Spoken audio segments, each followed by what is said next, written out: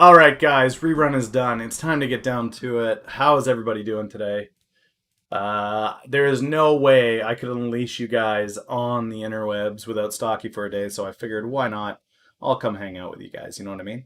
Um, Now let's go ahead and get rid of whatever this other audio is that's playing in the background here. I'm going to put on some tunes. Thank you. Thank you. All right, got my coffee. It's burning me. Hello? Let's get on some music here.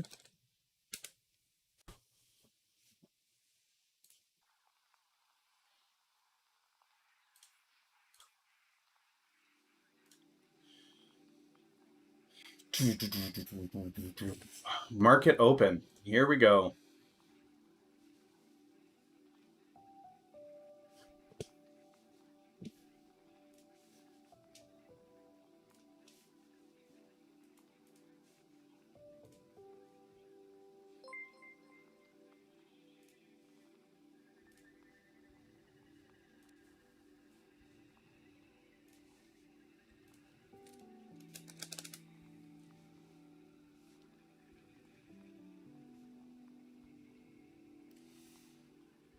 Huge thank you for the follows. Looks like bits came in. Looks like people are subbing and doing all kinds of crazy stuff. So thanks for that, guys. I'm going to throw this up, and we are waiting for the market to open.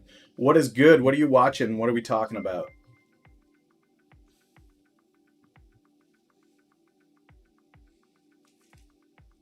Watch list for me today is loading up.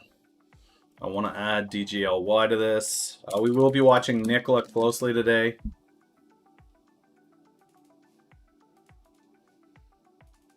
Waiting on news for a price offering to drop from them.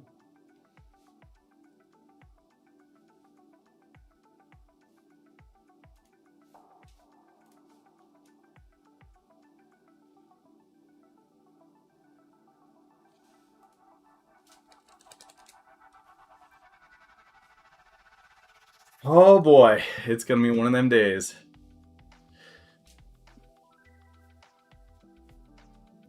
Look at y'all with your, what is that, marbles? Marbles? I don't know that I've got marbles. Let me see. Do I still have marbles? I might have marbles.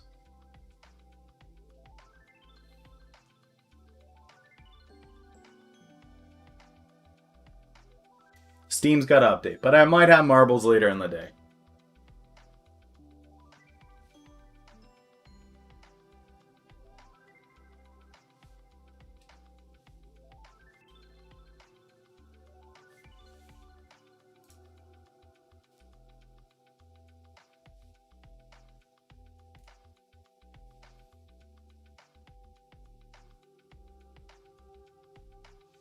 Okay, pre-market SPY is 311. So down a little bit.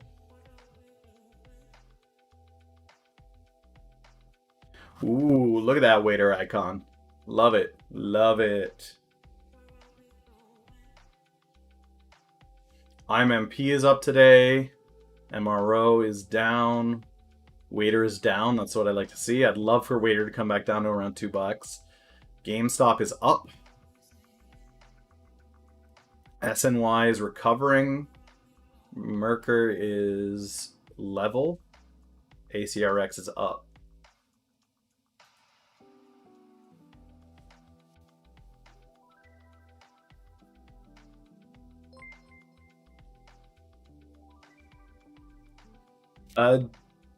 Dimethyl 88 MPH and Formit FORMT FORMT.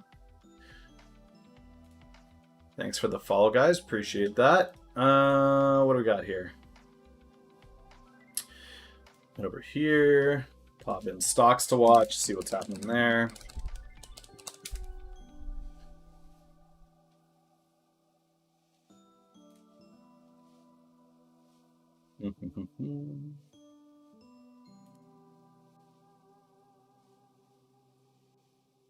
Genus is back up. It was down pre-market 5%, and now it's back up 16. So Genus looks like it's going to continue to go today. Let's, this one here. Okay, Genus looks like it's back up. Let's go. We'll clear that off.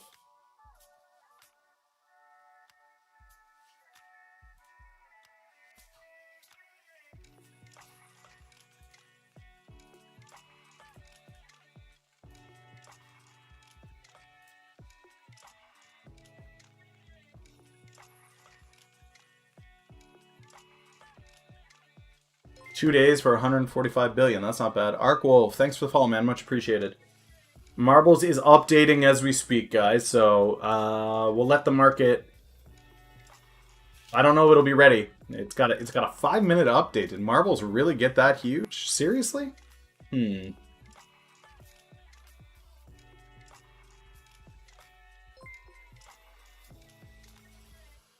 Holan, Steelman, thank you so much for the follow, guys. Much appreciated. We are just getting ready for the markets to open up here. Let's take a look at the SPY.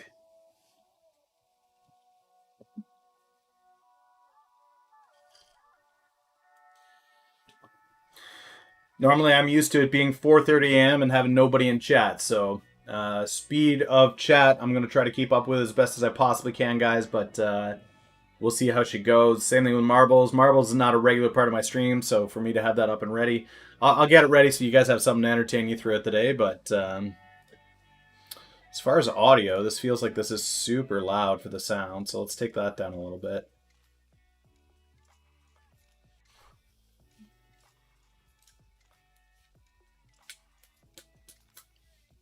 Always love seeing new stock guy crews show up and pop in.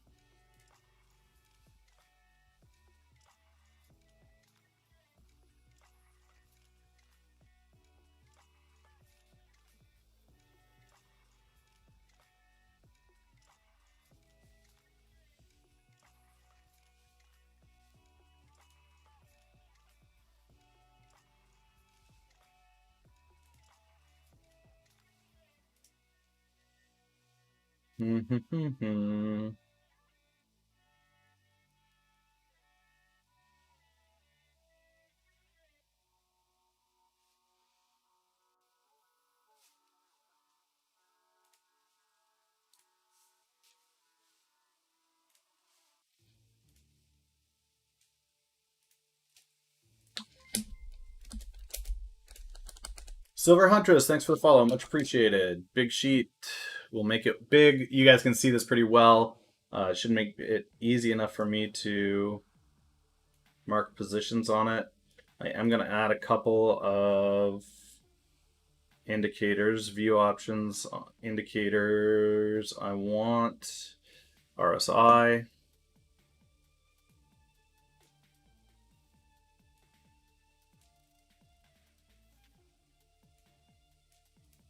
And view options and graph indicators, moving average.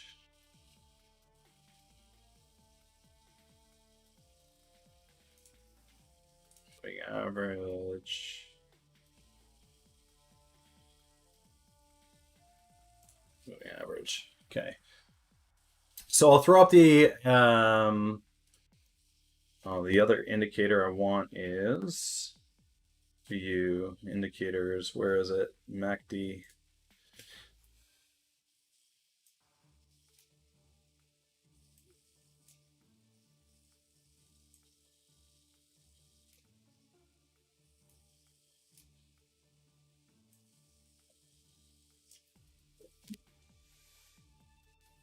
And I want to adjust this. I want this.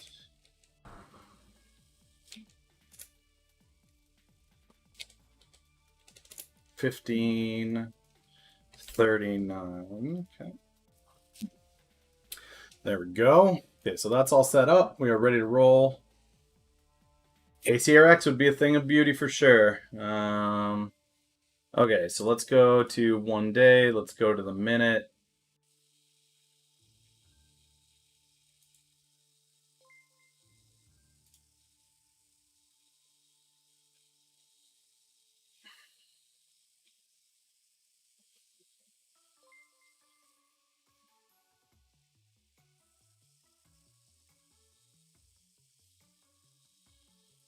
Huge shout out to all you guys that are following from stock. I assume that the call has come to an end, and here we are. I'm going to start to pull some folks up as people hop in. Looks like Marbles has uploaded. Now I just have to figure out how do I make this thing work? How do I make this thing work is what I got to figure out.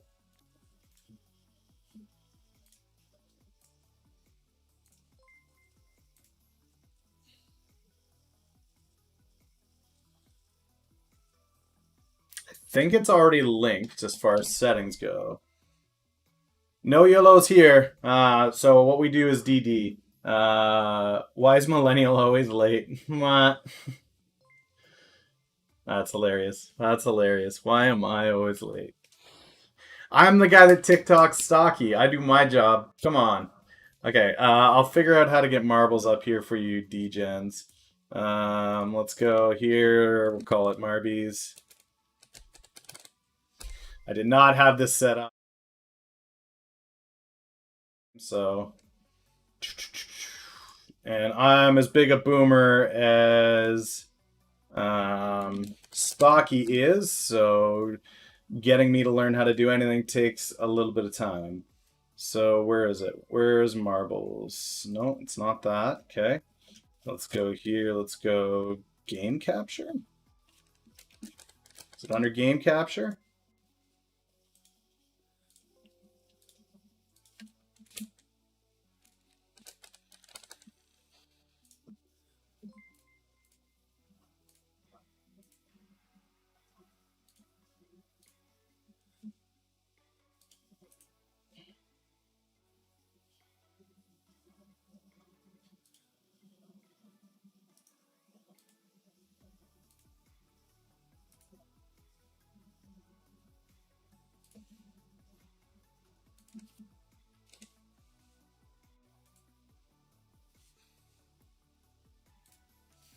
Okay, and let's resize this so that it's not obnoxious.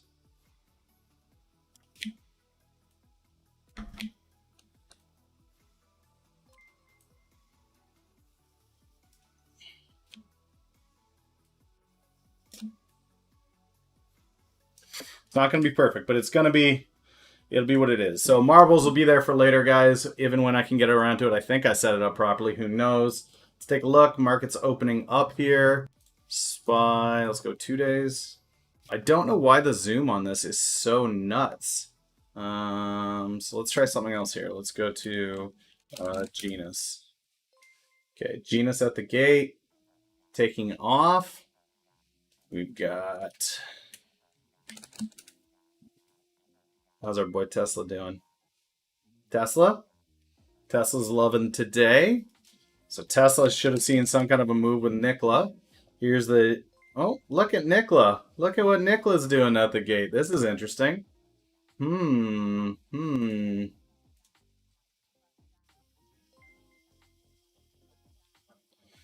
Nikola. Uh-oh. Uh-oh. This is not a rerun. This is live, ladies and gentlemen. Normally it's a rerun, but right now this is live.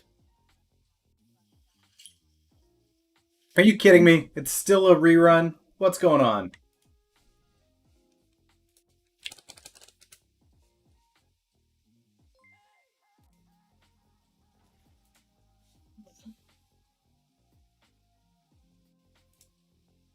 All right, guys, let's do this.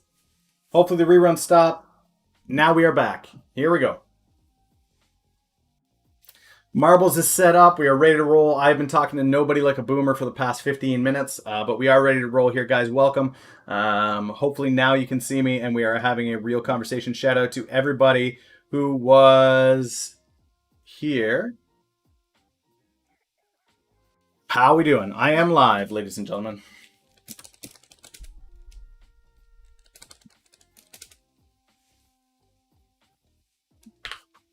I thought when I went live, it would stop the rerun automatically. Apparently, it didn't do that. So here's Nikola, guys. We're taking a look at Nikola out the gate. Yeah, this is about what we expected. What we will be looking for today on this, guys, is... what we will be looking for today is um,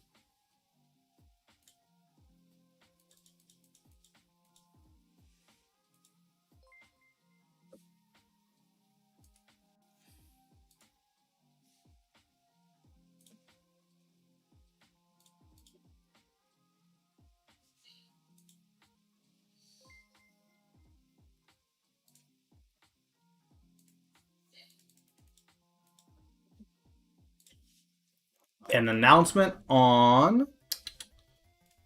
Look at you guys with your marbles.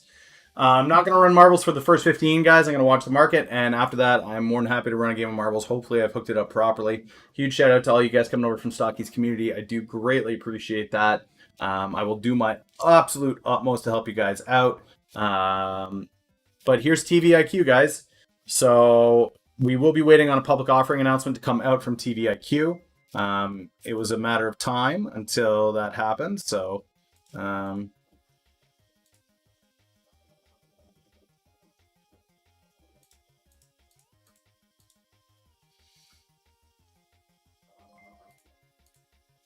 TVIQ.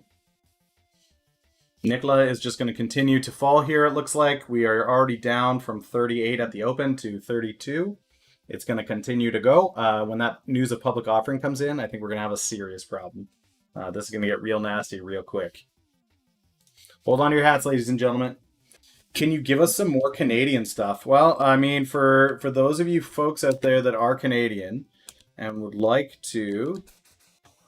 Where is it? Here it is.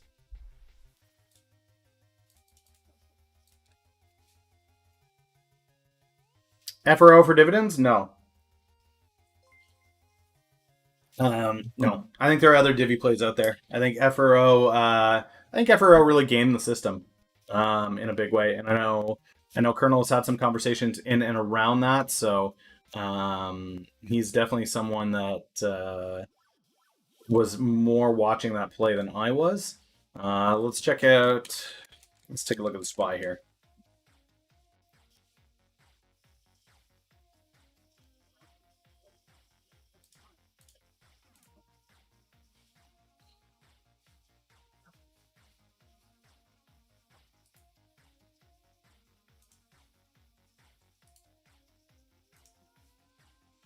Okay, so it was the alert that was screwing around with SPY. So there we go. SPY 311. It's going to start coming up here. No, it's not a rerun, stock guy. This is live. This is live.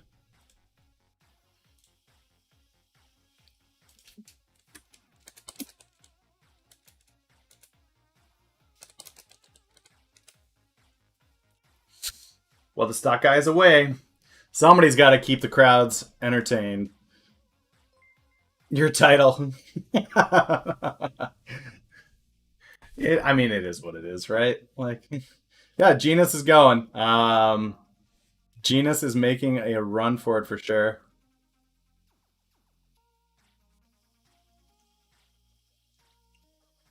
I use TD. I'm a bigger fan of TD and Interactive Brokers. Those are the two platforms that I use. What we're looking at here is the TD Canada. I'm going to check Discord real quick.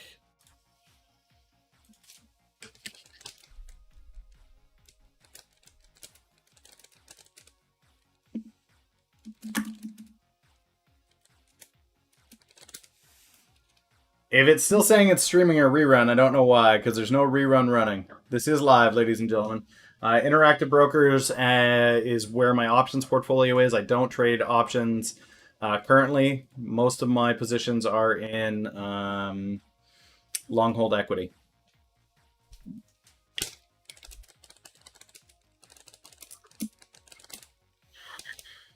Okay. Stock guy's got places to go. Refresh your pages if it's still showing that. Absolutely. Okay, so let's check out Genus because it's going to the moon apparently. Genus is up over $10. People got to be careful with this because if the news drops,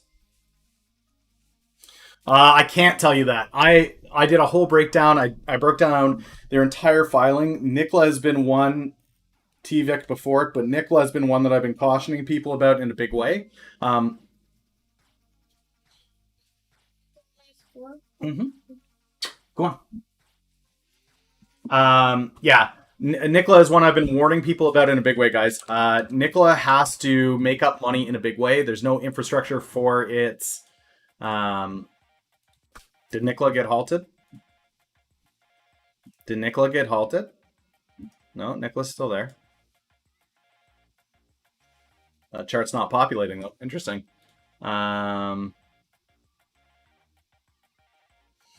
ACRX. GameStop's even. Marker's even. SPY is moving. Oh, there it is.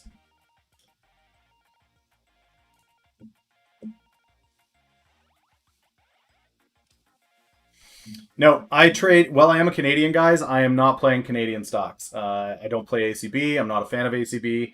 They burn more than they sell. I'm not a fan of the platform. I'm not a fan of the company. Um, I will never give you guys financial advice. Throw this in here for you guys. I trade long equity bio. So if you guys want to see what it is that I'm in and what we're doing here, there it is. If you guys want entries and exits, that's for you to do. I want you to do your own due diligence. But the warning with Nikola was they have yet to build a truck. They're building trucks from Germany and sending them over here. Nobody knows how to repair these things. There's no infrastructure for it as far as fueling them up. None of that exists. They're talking about building 2 plants here in the States, but they have no capital to do that. The only way that I can see Nikola picking up this capital. Morning, everybody. Nightbot does not exist. That's true. The only way, guys, I see these picking up capital to do what they want to do is an offering coming in, and they suggested that. How do I feel on the ACRX play? My thoughts on the ACRX play, guys, are it is a Q4 play. We did get some good news about the national stockpile. We did get some good news about July, but Q4, my 12-month analysis, so my 12-month forecast on this is around the $9 marks on ACRX. So for those of you that are unaware, ACRX has developed a morphine substitute called Desuvia. They've been working in conjunction with the DoD. So what is up, Dr. Vu? How you guys doing? Yeah, so here's ACRX. Here's what it's doing today. Here's what it's done over the last 3 years. You can see it's on the downslope here. So this is one of those ones where it's a biostock. You got to do your own due diligence. How come Smuckers went down? Smuckers. I don't know. Smuckers is jamming. That doesn't, I mean, tools and markers, show me a single line. Where are they here? They're here right now? I mean, that's not bad. It looks like they just like to bounce. It looks like what we're doing here is...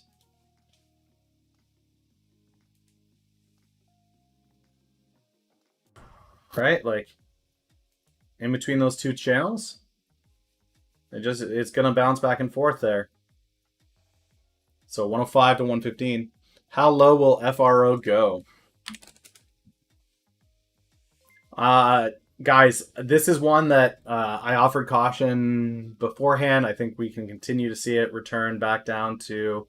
This is over 3 years, so let's pull it up over the past 3 months and see where it's at. This is weekly, that's fine. It really looks to like this 750 line. So I don't know that it drops down below 750, but I think you're going to see it continue to decline. SPG is a bit of concern for me. So with SPG, guys, you guys are playing property. It's an REIT. It's an REIT. I mean, SPG, there is positive news around the retail sector. However, what you need to remember with SPG, guys, is play very tight. Play it very, very, very tight. I'll pull up 5 days here at the 5 minute. Play this very, very tight.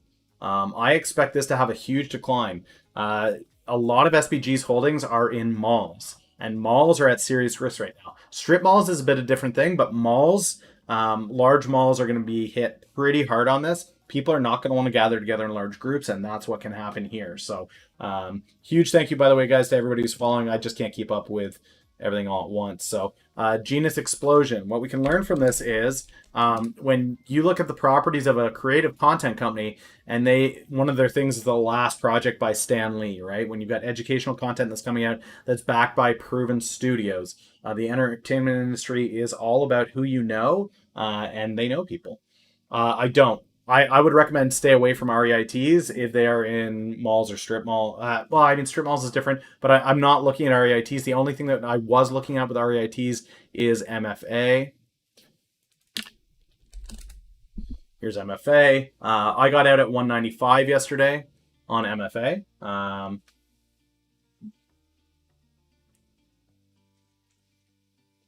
I also can't tell you guys about Canadian stocks because I don't trade the TSX. My holdings, as you can see, I have a single meme holding that's oh no, two meme holdings that are penny stock long shots in Canada. Otherwise, I don't care. I just don't see it. Okay, so BMY, DGLY is up, IMMP is up, GameStop is down a couple pennies. That's fine. Waiter is declining nicely. Look at Waiter go. That's super pretty. If that touches the $2 mark, I might take a look at taking a position in that, I think. This is DGen Daycare. Welcome. You know, with 8 kids already, I thought I had enough, but I'll take 140 more, I guess, right?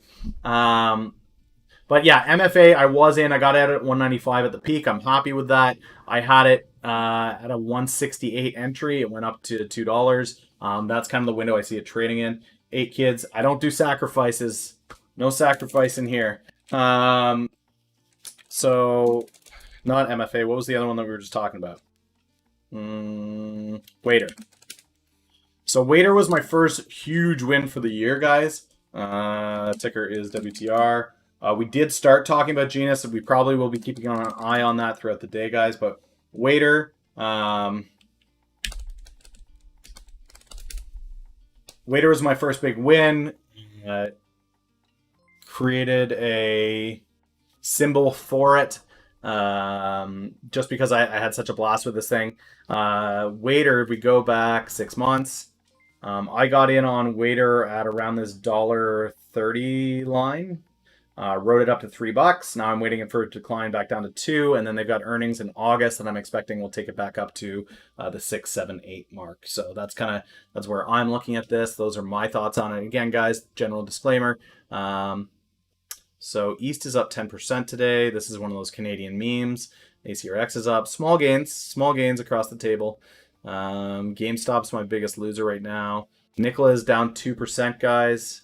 We're going to regularly keep track of this. I'm going to set this up so that channel 1. That way I can just keep popping back and forth here. See if this works. Nikola. Oh no, this is channel 6. Okay, so let's go here. This. Channel 3. Channel 4. Just receive from all. Okay. So let's go back to this. We'll look at it on the 5-day chart. So TVIC is now Nikola, guys. Started strong, 37.50. We're down to 33.50. BA is dipping hard. BA, I think, has to be scared because they've got the they have the FAA ruling on the 737 Max coming. I think that's going to scare people a little bit. Yeah, there's potential for the downside on this for sure. Now they do have government contracts. It is BA. It is pretty big, but we shall see what we shall see with this. First 15 minutes are done though, and I did promise you guys that we would try marbles on here, so I'm not sure if I did this right. Let's see. Marbles. Okay, it's there. I go to race, right? Do I pick a race? How do I do this? Somebody walk me through this. How do I run one of these things? Race, home. I want to race. Okay, scared straight. Race.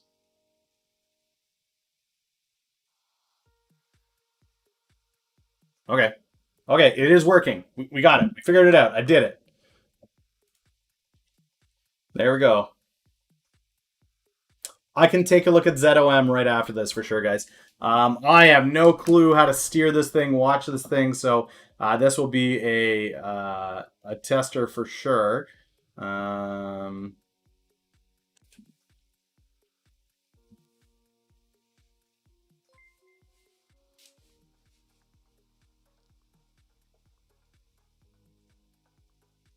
I am working on making the stream bigger, guys, but okay. As far as links go, guys, I'm going to ask you not to drop links. If you drop links, I'm going to give you the one and done. You're going to get a warning, and then you're going to get dipped, okay? So don't be dropping links in there without approval. Okay, let's start. All right, here we go.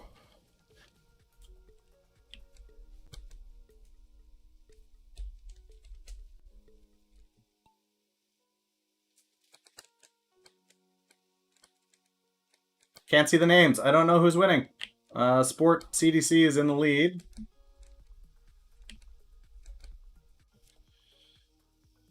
Way in the lead. Look at him go. Look at him go. Go, Sport, go. Oh, no. Sport's gone. Okay, Sport's out of it. We've got... Who's this? T-Bear. T-Bear. Here we go, here we go, here we go. T-Bear, T-Bear, T-Bear, T-Bear. And, oh, he didn't... Oh, he survives. That's skillful dodge. That was impressive. All right, here we go. Oh, he's still alive. He's still alive. I thought I went over the edge. Oh, saved. Look at this. Oh. We got MS-47 making a run for it here. I have no idea how I'm going to follow these guys down this track, so I'm just going to come over here. We can watch them go round and round and round and round. Space Kepler picking up speed inside the tunnel. Blink. Rad. Who's going to get it? Who's going to get it? We are playing for timeout. You guys can time out whoever you want. Take your pick. As long as it's not a mod, you can time out whoever you want if you win. I may not have a blood map, but I definitely have the ability to time somebody out for you, so I know how vindictive you guys can be. Oh, can he make it? Can he make it? Space Kepler. There it is, Space Kepler. Congratulations. Let's get rid of this now. We'll go this. We'll go this. We'll go back here. Okay, Space Kepler. Who do you want me to time out? Anybody you want. Anybody you want. I'll time them out for you, buddy.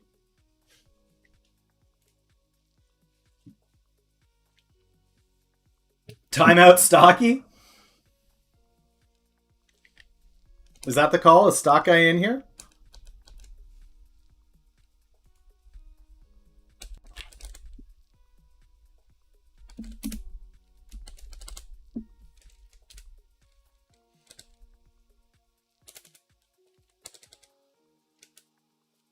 All right. Bye-bye, Stocky. On principle. He's gone. He's out of here. So yeah, we'll do that again later in the day, guys. I seem to have it figured out, and it is working. So let's go back to the watch list here. Nicola is down. It is picking up some ground here.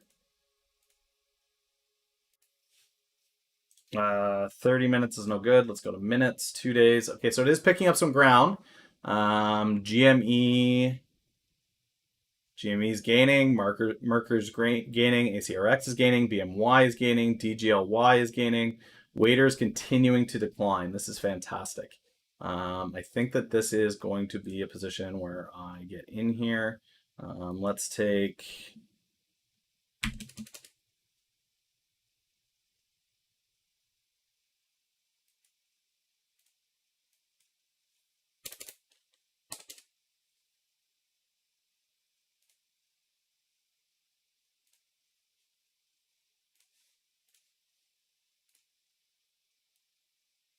See if that'll get filled at 212.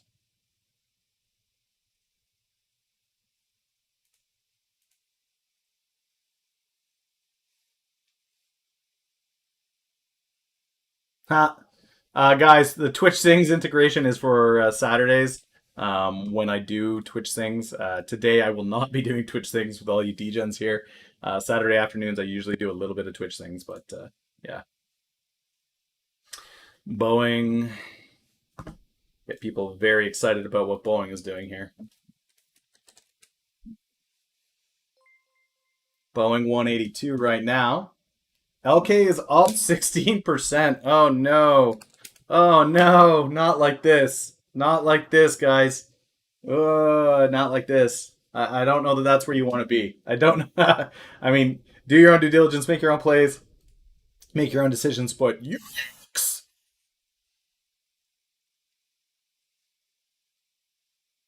Oh, I thought Kepler said stocky. Did Kepler not say stocky? Oh, I'm sorry, Kepler. Who did you want me to? I thought stocky was the agreement. LK back to 50. Never. Never. Never, never, never, never, never. This thing is an absolute dog turd wrapped in cat turd, lit on fire in a paper bag, and placed on the steps of the Chinese market. Stay far away from this bad boy, please and thank you. Apparently, they think that the fraud was rooted out. I'm going to disagree emphatically. So Genus, guys, Genus was on a tear today. I mean, it's over what my 12-month estimate. My 12-month estimate was the $8-9 mark. It's passed through that. I probably would have exited there. But you guys do your own due diligence, make your own plays on it. You just bought Genus.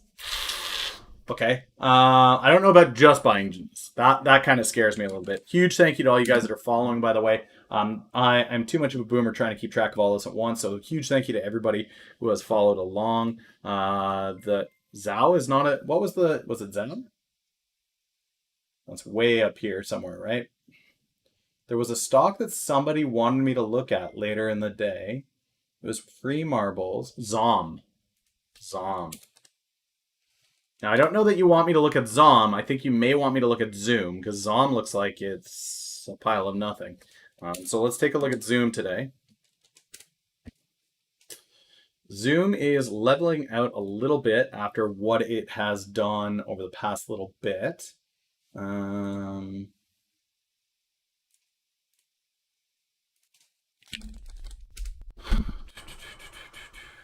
Albums.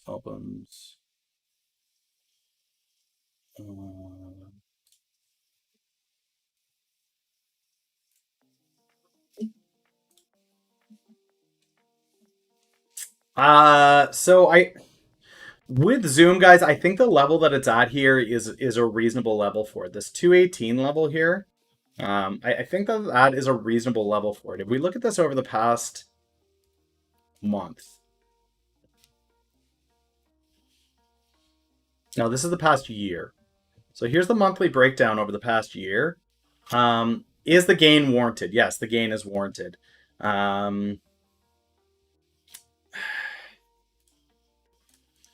I think maybe this level here is maybe more appropriate for it. It's a little bit high right now. I think maybe this 210, 211 range is reasonable for it, depending on where we keep going. So it is worth more than all the airlines combined, but as we see people go back to work, we're going to see how much remote actually plays into this.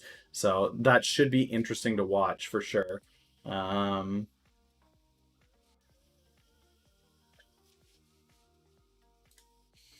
What else are we watching today, guys? What else do we want to watch?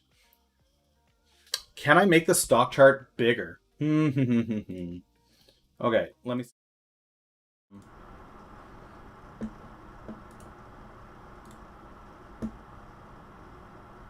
Let me see what I can do here. Window capture. TD. Is that better? Can you guys see better now? Let's pull this up.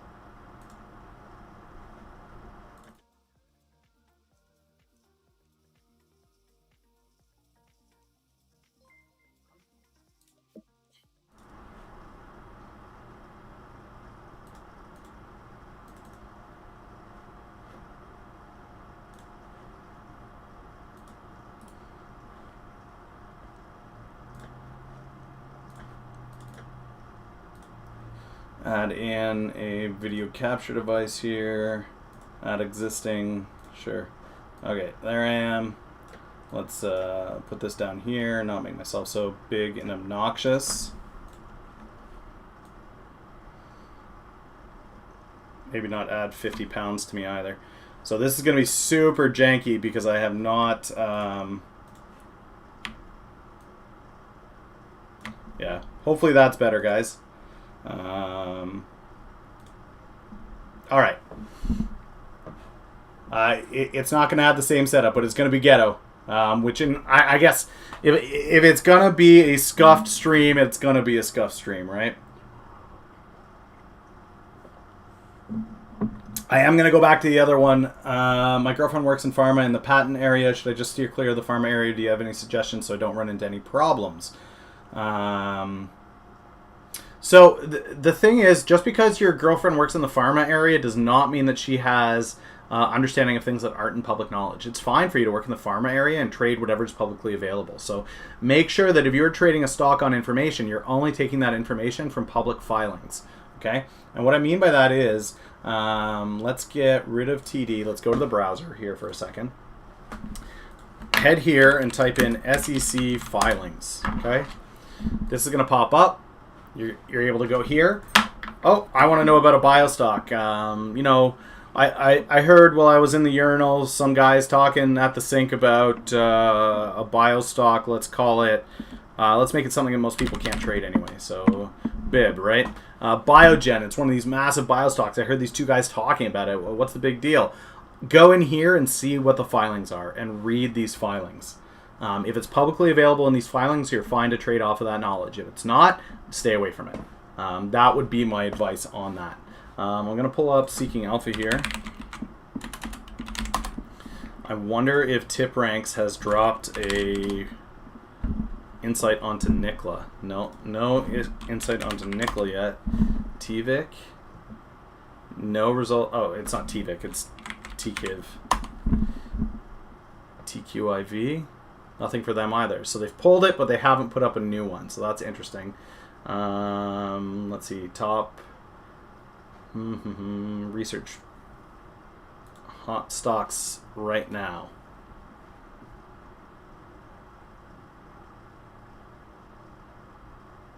Thinking. Processing. Head over here while it's thinking. Latest news on Seeking Alpha. What do we got? Amerimax, Adobe.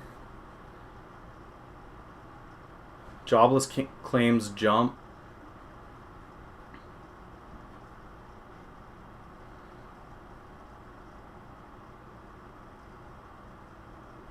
Ooh, that's big news. Tiffany's is looking to sue over this merger. So let's open this back up here. Let's go here. What does Tiffany's have to say about this? What is Tiffany's? TIFF?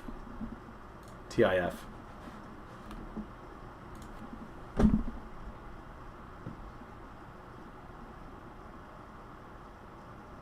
Yeah, as long as it's public VTIQ.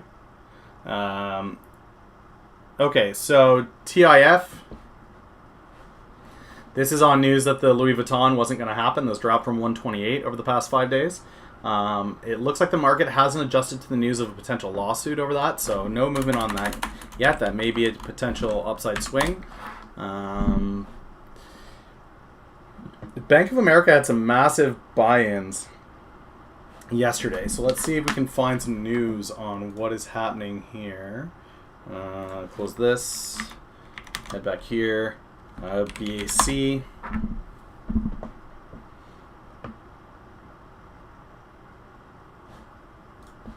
Not seeing anything there. Let's head here. Bank of America.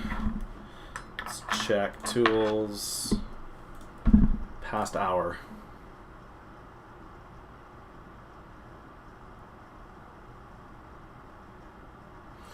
Bank of America commits $1 billion to combat economic and racial inequalities. Bank of America to pay $7.23 million to FINRA after overcharging.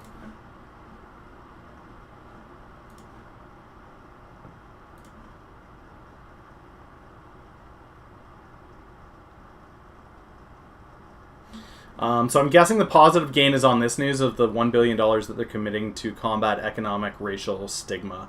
I don't know what that actually is going to work on, but MFA is at $1.97. I'm happy with the gains I took on MFA. I got out at $1.95 yesterday. Yeah, that's a big old thing on financials that's going to run on that. That's fine. I took a win at $1.95. I had a $1.63 average. It's up to $1.95. It's a decent win for me.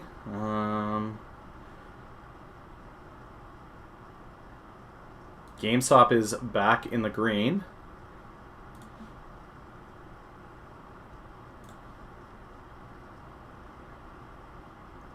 Yeah, so Kimmy, when they said that there wasn't going to be a div this month on MFA, when they announced that there was rumors of a 20-cent dividend. So what I'm doing is I'm moving that capital out of MFA in the short term so that I can take positions that are a little bit more short term and then get back into MFA before I see it pop. So for me, plays going into the following months would be end of June, July. I'm expecting something on ACRX. I'm expecting something on GameStop in the next week.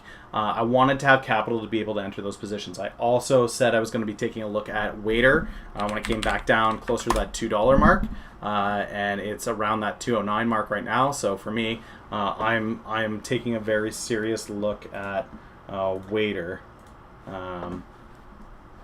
So Waiter drop back down.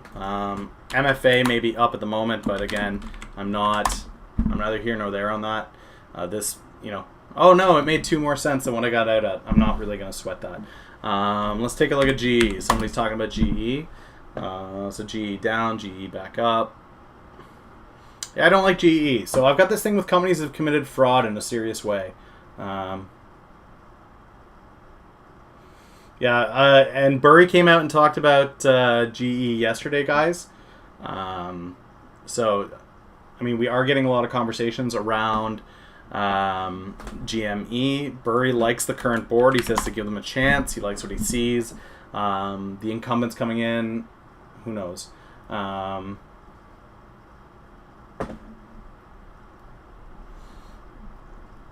Who knows what this has? But one of the things I find interesting with GE, guys, is if you look at, let's go here. Let's do GameStop. Okay, if you look at GameStop, guys, and we go to their earnings. Okay, previous earnings, EPS actual, $1.27 a share, okay? They beat by 48%. It was a surprise beat, okay? Revenue actual, $2.19 billion. They missed by $17 million, which is not really a ton when all things are considered, when we're playing in the billions, okay? So check this out. Video game sales Q2. Let's see the articles that come up. News.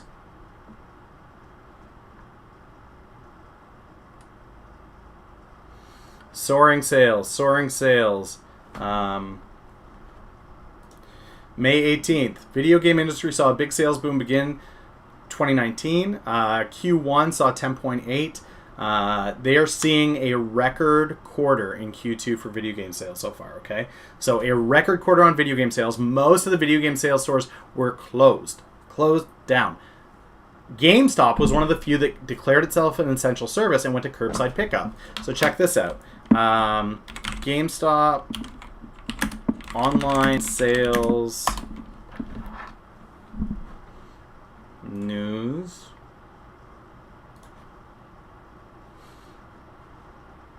Online sales have spiked over 1,500%.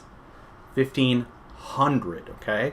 So just to give that some perspective, a lot of their sales are through Nintendo. Animal Crossing came out. It was a massive win for them, but that's in March. That's in April.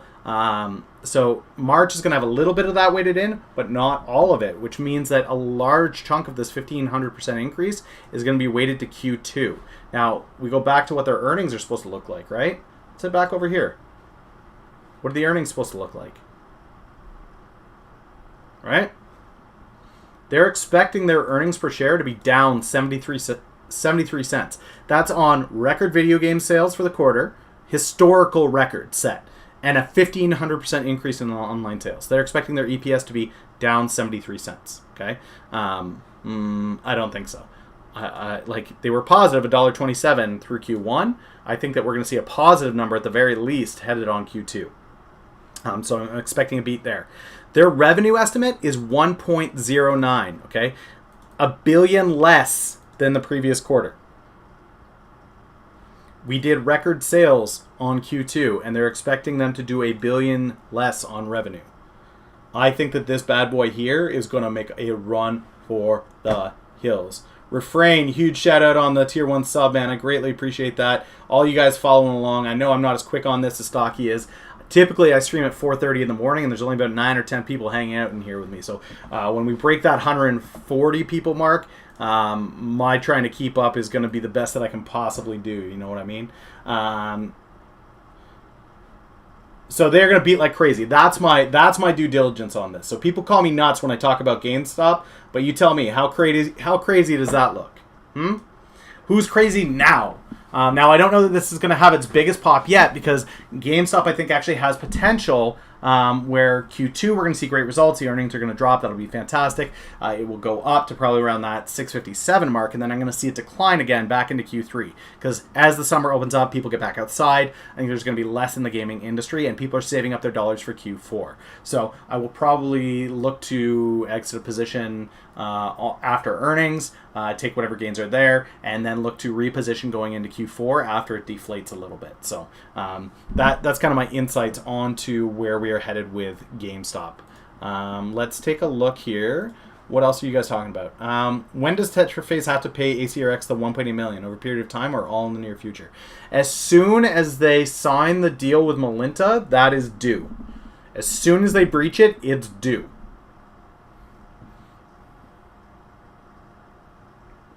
Yeah, 4:30 a.m. Eastern Standard Time is when I start in the mornings, and I do pre-market analysis. So from 4:30 a.m. till 7. No, I'm not saying all in GME. I'm saying understand the play, do your own due diligence, and make your own calls. Okay, guys? Holding MFA for life. Yeah, MFA is one of those. It had a 10% yield, guys. I just needed the capital to play with, so I exited my position.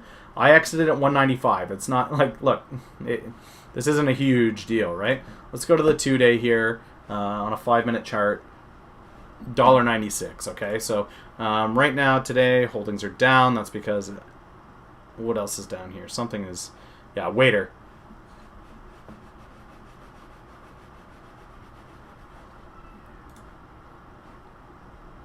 So I got filled on Waiter at an average of 212. So it dropped further. It did. It dropped to 207. I'm okay with that. I know the value of this company. Again, Waiter I know is one of those companies that is just going to have a massive Q2 earnings. And that is into August that we're going to get that news. So that's a position I do need to hold for a little bit here. But I really do like Waiter into that hold.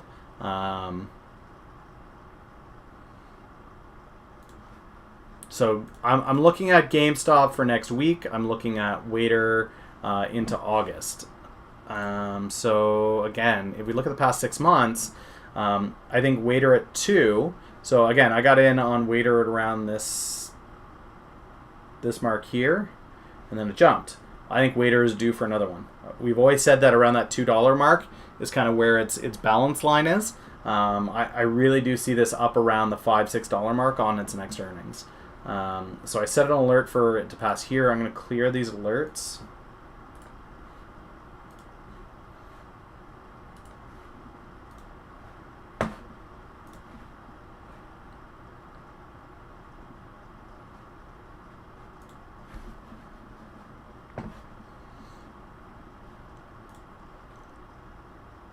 What are the fees for trading with TD? In Canada, I pay $7 a trade in Canada. It is fairly steep.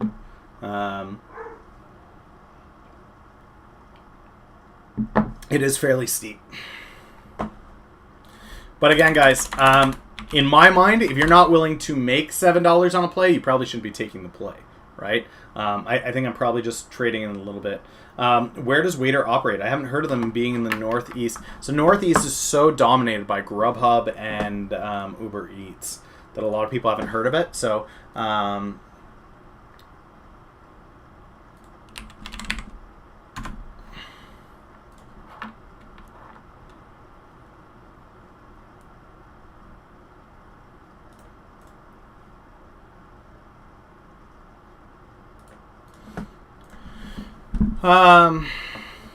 Waiter gets special attention as it soars. one of the things is that they had their first profitable quarter in Q1 that they've ever had as a company, and there were no signs of that slowing down. They actually had, their Q1 earnings were January till March. April was already more profitable for them than the entire Q1. So those profits are going to carry forward into Q2, which makes it a really strong pick. Waiter operates largely in the South, largely in the southern states. Okay, I don't care. Cities. So Waiter's not just a single company. Waiter is... I don't care about this. Stop.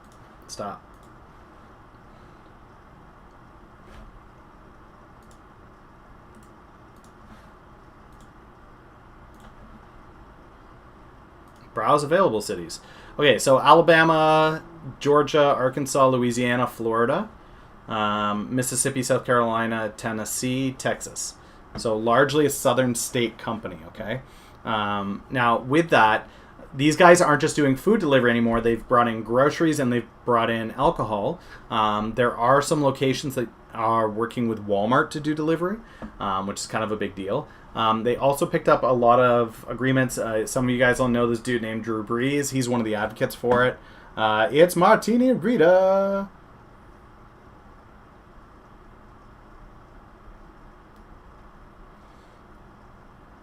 Yeah, with some people for sure, a $7 fee would wreck people. But for me, if in my mind, if I'm not willing to spend $7 to make whatever I'm going to make, then I shouldn't take the trade.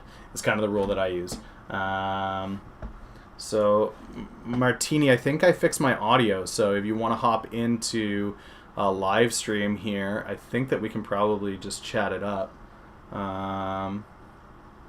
What's up, Krusty Sock 420? It is going well. I decided with Stock Guy away until Martini Rita is ready to rev up a little earlier, I would hop in here and hang out with you guys and just take a look at some stocks and stuff. So I know it's scuffed. That's because if I go back to what I'm normally looking at, this is difficult for you guys to watch apparently. So we're going to use this for now.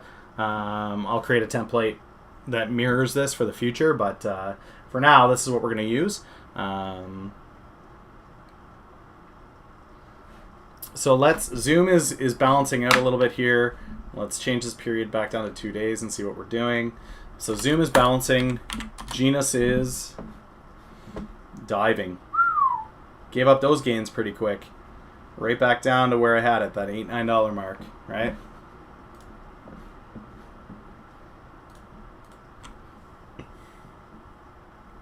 I've never used Questrade. MGM.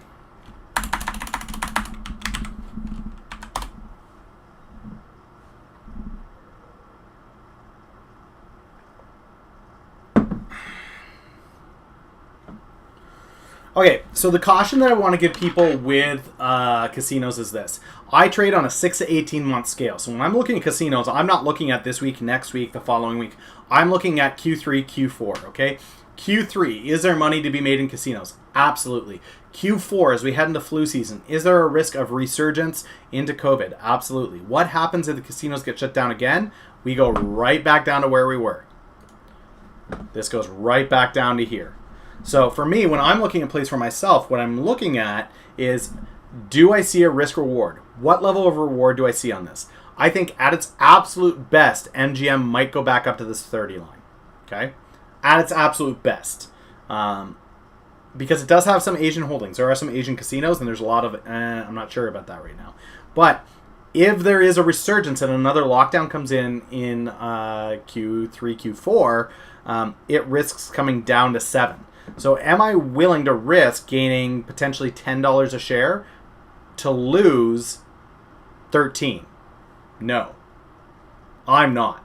Now, you guys can do your own due diligence, and you may decide that in your timeline, maybe you trade in months, right? Maybe you trade in weeks.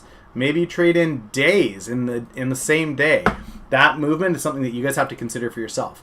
Because I don't trade that style of trade the candle, trade the tick, trade the option, trade the day, trade the week. Because I can't trade that, you guys saying, okay, well, do you think this is good? Do you think this is bad? it's all in context, right? I can't really provide you a do I think this is good or bad based off of how you trade, which is why it's super important for you guys to be doing your own damn due diligence.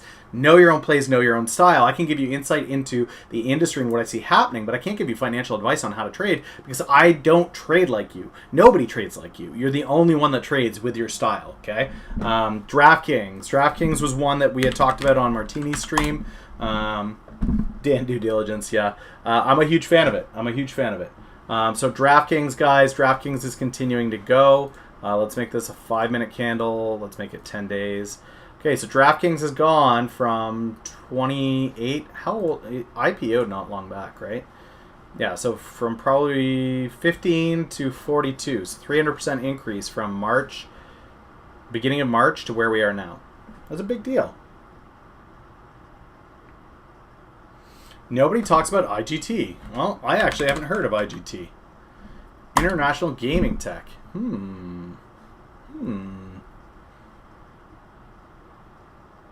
So again, my issue with this is I think it's a tech company that provides casinos their gaming machines. And the reason why I wouldn't play that is, or the reason why I would like something like DKing more, is DKing isn't bound to any physical location.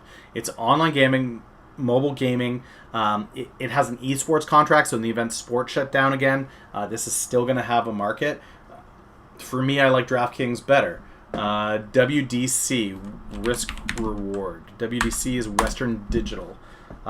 Risk reward on this, we got to go back. So this is on the 3 months, guys. And for me, let's see here. Tools, parallel line.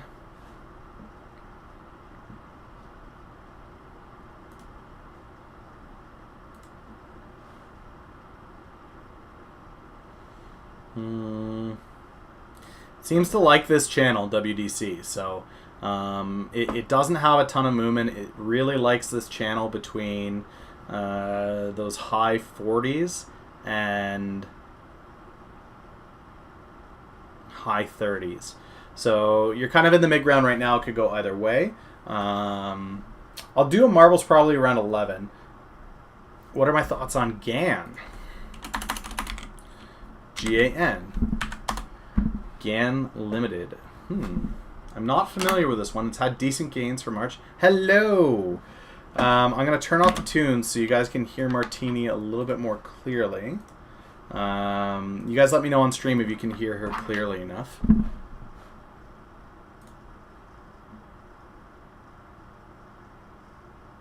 I thought we'd just hang out for a little bit, talk stocks. It's easy for me to... Tunes? What tunes? Oh no, can they not hear you? Can they not hear you?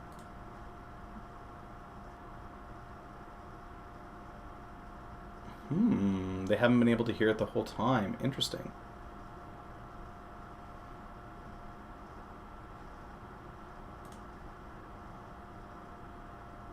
Yeah. Okay, so they can't hear you. Properties. Default. Yeah, apparently not.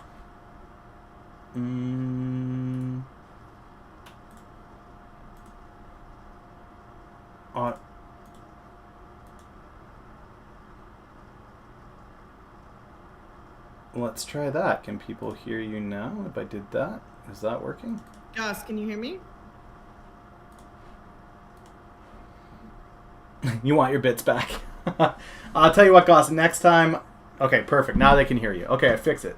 So I am still in a little bit of boomer mode here, guys, trying to figure this out. So, yeah, this has just been rapid fire all morning, so I'm just trying to drink enough coffee to be able to keep up, but I figured you give me crap and sanity both at the same time, so it's probably good to have you lurking around at the very least.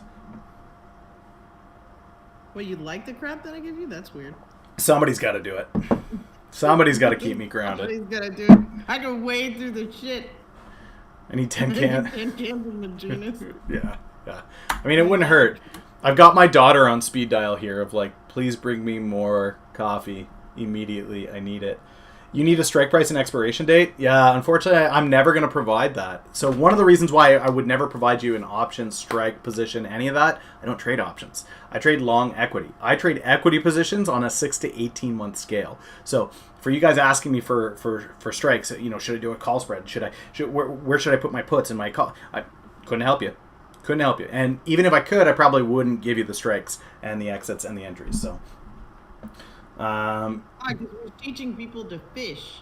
Yeah, I'd rather teach you guys how to fish than to just try to shove fish down your throat.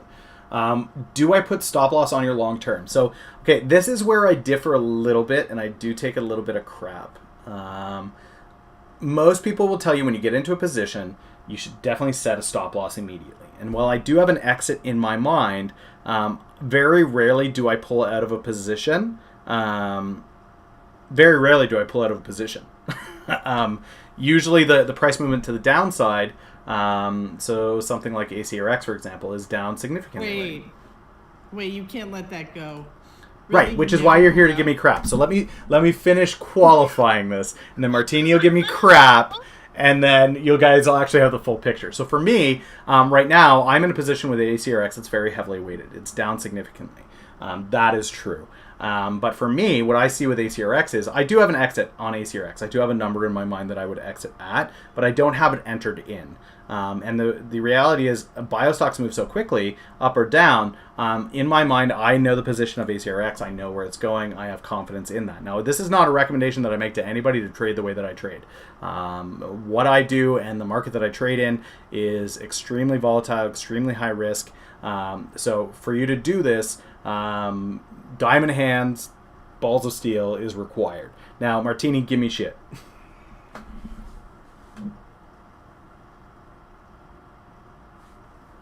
About that? I don't know.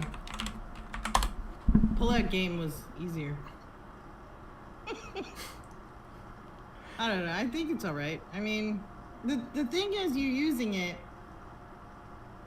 with a limited amount. I mean, if you lose all this money or lose one position, you're not really fucked, like, personally, so. Yeah. I don't know. Yep. Are you drinking out of a moonshine jar? So, again, guys, with 8 kids, you won't believe the amount of glasses that we break in this house. So what we do is we take, like, the pasta sauce jars, and we just keep them and use them as glasses.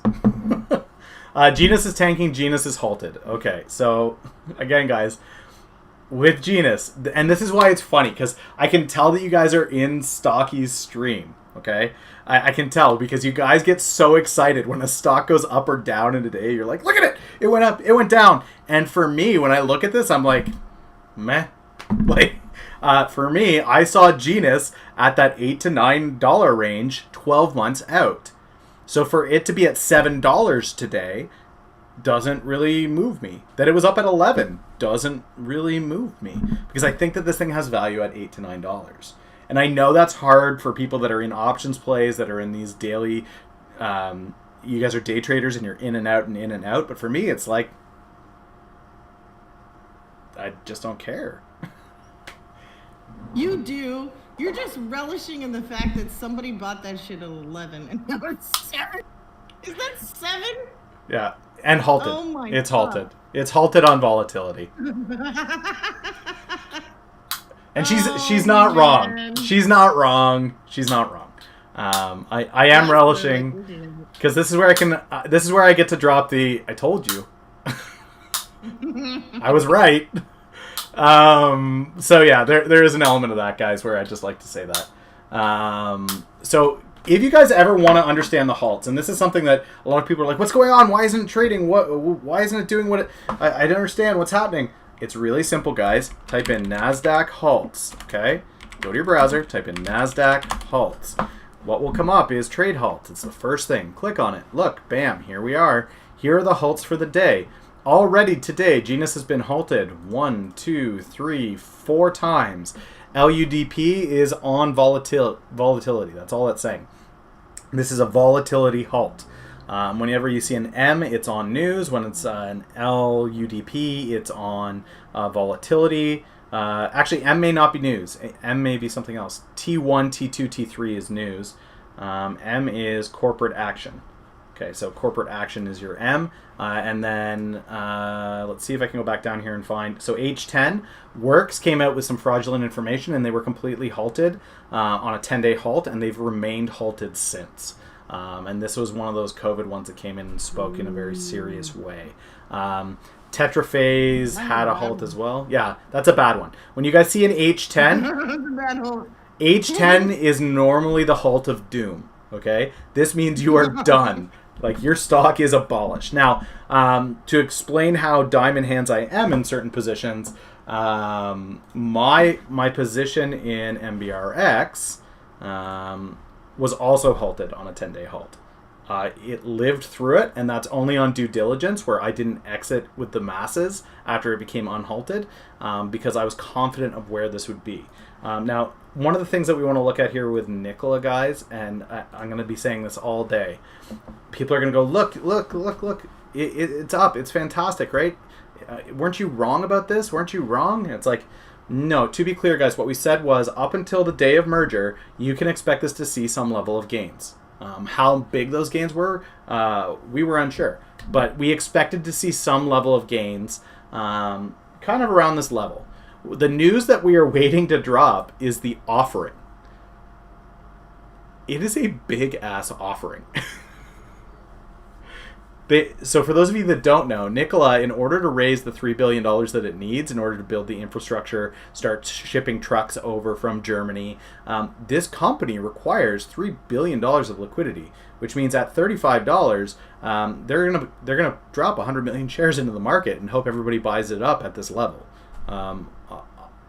Thoughts, Martine? You think people are going to buy $3 billion worth of this piece of crap? I don't know. I mean, I just think it's unlikely. I mean, it took Tesla 3 years to raise that much when they were in early. Like, and they raised it not through a share offering all at once. They raised it through convertible bonds, and they went into the corporate paper market. So I find this unlikely. And when you told me that thing was in there, that they were gonna just dump all on when they created Nikola, I was like, oh God, I'm gonna touch this shit with a 10-foot pole. Where are they gonna get $2 billion? Yeah. Do you guys know what a share offering is? Do you guys know? Maybe we should start there. Teeny with a maniacal laugh. Chiefy loves your laugh of like, ha, that's terrible. Because I constantly get told that you shouldn't be careful of this shit.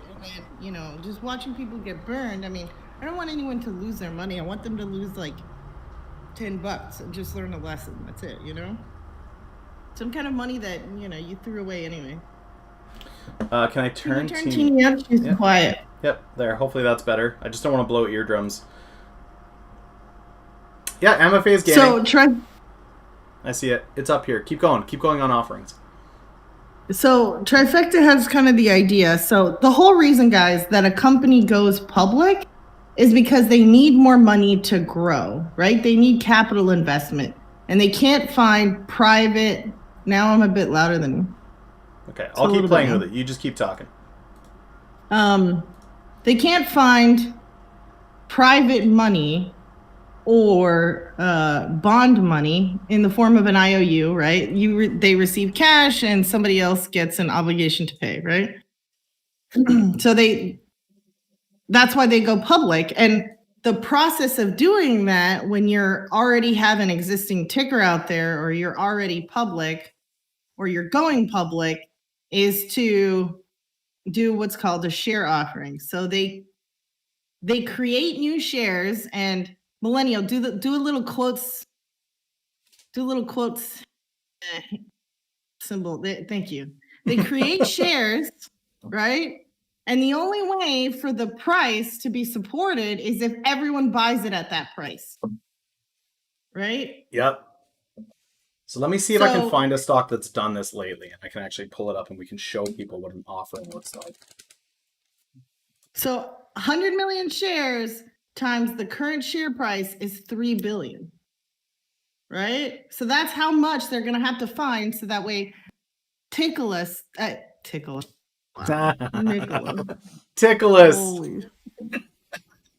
Love it. Oh my God. Here we are. It's like Thursday. Okay, now we've got a chart. Now we're looking at something that's done this. I'm done. Stick a fork in me. There's my explanation. It answers fucking Tickler. Yeah. So Tikla, yeah, no. So with an offering, guys, what we're looking at, and we see this often in bio stocks, because what will happen is you'll see a decline in a bio stock for a long period, and then you'll see news about a phase trial come up or an FDA approval, and it'll do this. So this is a Nuvio. You'll see that it kind of did a whole bunch of nothing, and then oh wait, look, we got good news. Nuvio got approval on something, or the FDA said something, or they had trial results come out, and look at what it did. Oh man, that thing shot up. Look at that, from 50 to 65. That's amazing. This stock has a new level, right, guys? And you'll see this talk all the time on Stock Twits of like, oh yeah, this is the new level, all new highs. Let's go, baby. And almost like clockwork, offering the next day. This is what an offering does. And even if they're able to sell all of this at the end of the offering, this may return back up. But oftentimes they put so many shares out into the market that they can't sell them all. And it depreciates the value of the stock. Nikola needs a hell of a lot of stock sold. Yeah, exactly. LK is at a new level. Exactly. Now you guys are getting it. This is exactly what we're getting at. Of when these stocks that have been so desperate and starved for liquidity get a little tickle, get a little love, they immediately try to cash in on it. Hey, Rita, take a look at DGLY today. What is DGLY again? I'm sorry. I'm in big cap. I don't. This was the taser stock I was talking about pre-market in my due diligence. You're giving me FOMO. I need to put my face down to JOMO, which is the fucking joy of missing out. When you hear me cackle, that's what that shit is. Joy of missing out. No. You got MWR. Huh? You got MWR. Millennial was right. MWR. You're a fucking acronym now? You're a fucking acronym now? You know it. No, I can't. I'm on mute. She's salty because she loves it. mRNA. Do I think mRNA is going to get investigated by the SEC? I mean, the FDA is holding their hand and letting them get away with it, which is part of the problem.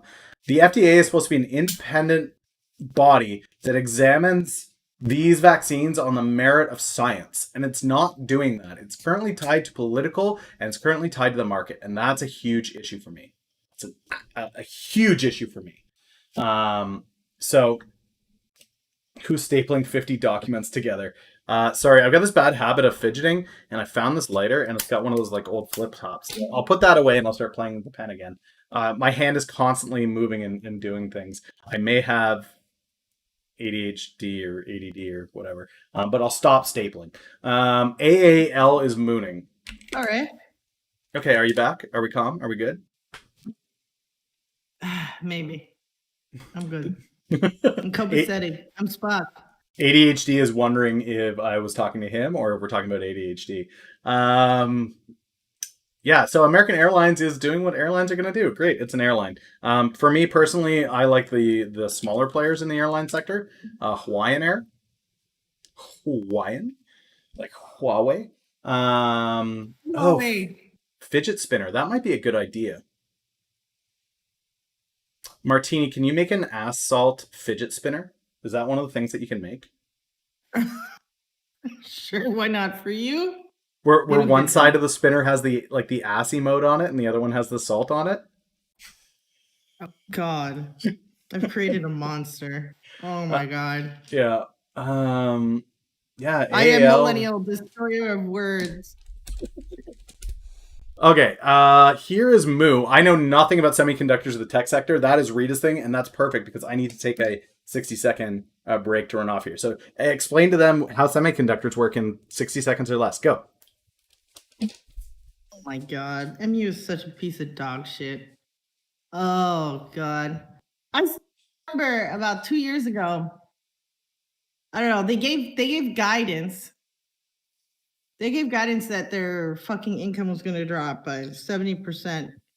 And then the share price went up. I was like, what the fuck is this? I wish I could zoom out on this. There's like a huge drop somewhere. I don't know. I hate this stock. I hate it. The management is a bunch of lying pieces of shit. Okay, they're not lying. They're just misleading. I'm not gonna get fucking, what is it? Get a defamation suit. I would like a freedom seagull spinner. I'm not singing you a song, Godfather. I'll rap one. I'll rap it. Oh, Oh, I don't trade in this.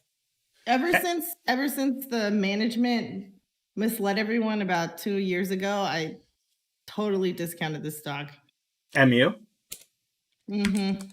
But you like these guys are looking a little bit more appealing, right? If we're talking semiconductors, we're talking AMD, we're talking Intel, we're talking Yeah, I can handle AMD.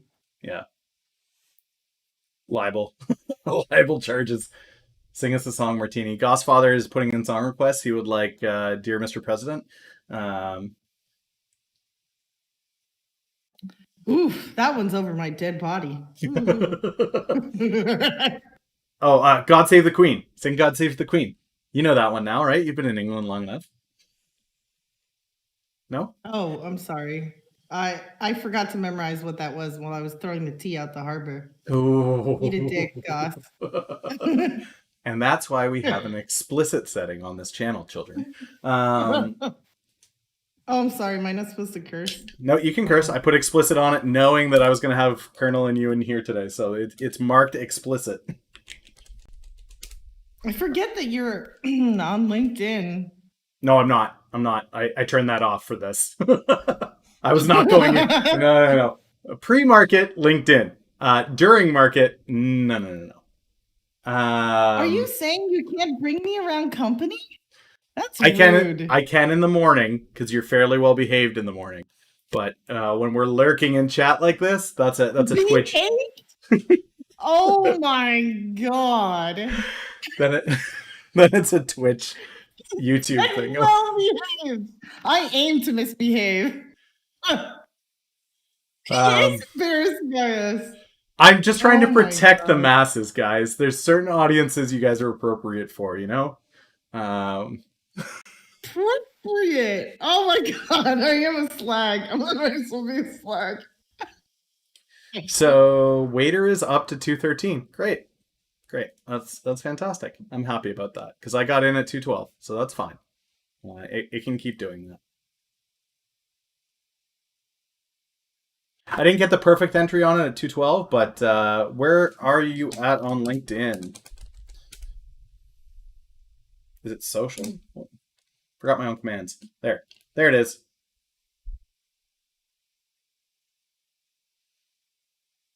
I even sub to you on fucking TikTok. I gotta do that. There's all of it, guys. You corporate slag. It was probably your publicity. Yeah. Shit, Ooh, sorry. who's that? I just was gonna follow you on TikTok because I forgot that I don't follow you there. I'm not as active there as I should be. And then I realized that we should. Honestly, I think that should be our top priority based on a market research paper I just read. Yeah, I mean, it's almost like somebody in the digital marketing industry should have said that TikTok looked like a good idea 6 months ago. You know, when you said it, I didn't have the respect that I do now. So, no, wait, the disrespect. I'm sorry. WMR. MWR? MWR. I got my own acronym wrong. How does AVCT look? AVCT. How to negate your losses on the Euro USD. So again, guys, I would say trade what you know. Don't try to chase plays that you don't understand would be a big one. Know your exits would be another one. My understanding is Forex is one of those ones where you can lose your ass real quick. I don't trade it, but that's my understanding. You can lose it real quick. You don't trade Forex, do you, Martini? No, that's just not one of the things that I do, but I've been looking into it because I'm building kind of a large coin portfolio, so I figure I need to understand currencies. These are the three simple moving averages. So I think it's 5,200 and oh, it's up here. Yeah. It is 38, 200, and 100. I can set them to whatever I want, but yeah, that's what they're currently set at. I don't trade on technicals though; those are there just to give me kind of a feel for what the stock's been doing over the period. Same thing with volume. I just kind of want to see what's going in and out. I would say like 99% of what I do is fundamental, and then I'll just use these as confirmation of the movement. So this is MACD on a 15-30 period with a 9 trigger. This is RSI, which is just giving me the idea of overbought or oversold. Neither of these should be used or weighted as like I'm getting in or out on this. None of these. Volume, RSI, MACD. I know there's a lot of technical traders that trade the SMA lines as well. I don't do that. I trade a company based off of its fundamentals. You need a Lambo by tomorrow. I hope you started saving a year ago. You need a what by tomorrow? Somebody wants a Lamborghini by tomorrow. I said, great. I hope you started saving for it a year ago. Yeah, forex and crypto don't have market close. They're constantly trading. That's yeah. I need a rest. I need a rest at the end of the day. The market close gives me some sanity where I can kind of just yeah. There's after hours, but meh, it doesn't really affect me one way or the other. Okay, so AVCT. What is this thing? Let's take a look at AVCT because somebody mentioned it. Yeah, apparently Millennial's not telling us something since he can save for a Lambo in a year. Don't doubt it. Don't doubt it. American Virtual Cloud Technologies is defunct. Well, that's not good to see. Am I missing something Why did here? you look that up? Because somebody mentioned it in chat, and it's moving today, so it's defunct. I don't under. I'm confused. Maybe their data's just bad. The seeking alpha data. Half. Yeah, I mean when you run like automated trading strategies, almost 80% of your time is just cleaning up bad data. It is the Virtual Cloud Corporation. I can't tell you what's going on with this thing because there's no news on it. But I guess I could go into Google and I'll just be lazy and go to Seeking Alpha. AVCT.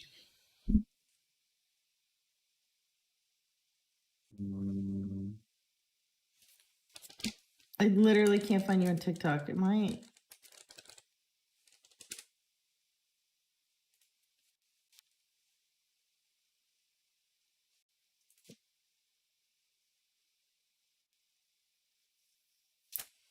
So there's something here about them hiring a new executive. They're in cloud and cybersecurity.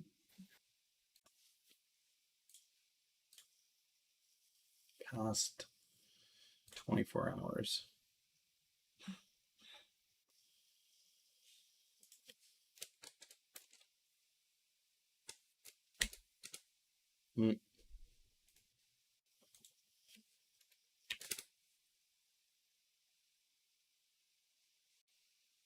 No results over the last 24 hours for this.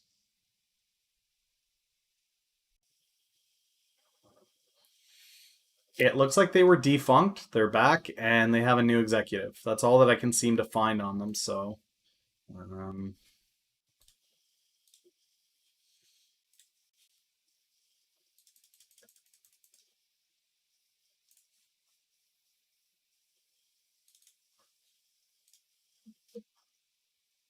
I think you misspelled your TikTok one. I don't have my phone on me. I'll have to fix that afterwards. I honestly didn't expect many people to have it. I think you're probably the only other person I know who has it. So it's TikTok probably is actually kind of fun. I have a blast. Once you train your algorithm. Yeah. Oh yeah, you need to that's a train your huge part. algorithm. Yeah, if you haven't trained your TikTok, it's gonna misbehave in a big way. Play GME and get that Lambo. Who knows? Who knows? I need to up my BTTV emote game. I don't know what that is. I'm a boomer. Somebody will have to teach me what BTTV emote is. I don't know what that is. Oh my God. Seriously? Even I know that. Sorry. I guys, the story behind my Twitch channel is I did it on a dare. um, Somebody said that old white dudes can't make it on the channel. It was too hard. And so I went, oh yeah?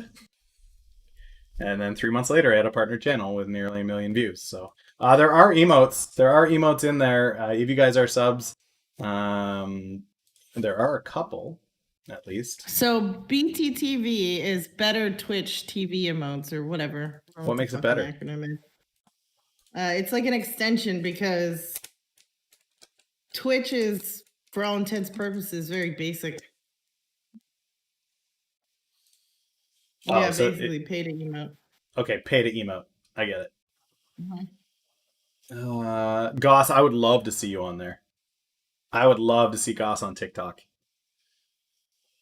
You could do different places to drink tea, and you could just literally like that Kermit emote where he's like sipping on the tea. You could just do that in different places all over the house, and that would be your entire TikTok. I think that'd be awesome. Oh, look at Genus. How do you train your TikTok? When you go to the suggested, whatever that is. Yeah, when you go to home and you go to the For You section, you need to like stuff that you actually like. And then if it's really bad, you need to immediately exit from it. And the more you do that and the more you give it data, the better stuff it'll serve up for you. Whip it, spank it. Oh boy, well, that escalated quickly. Take a look at what Genus did.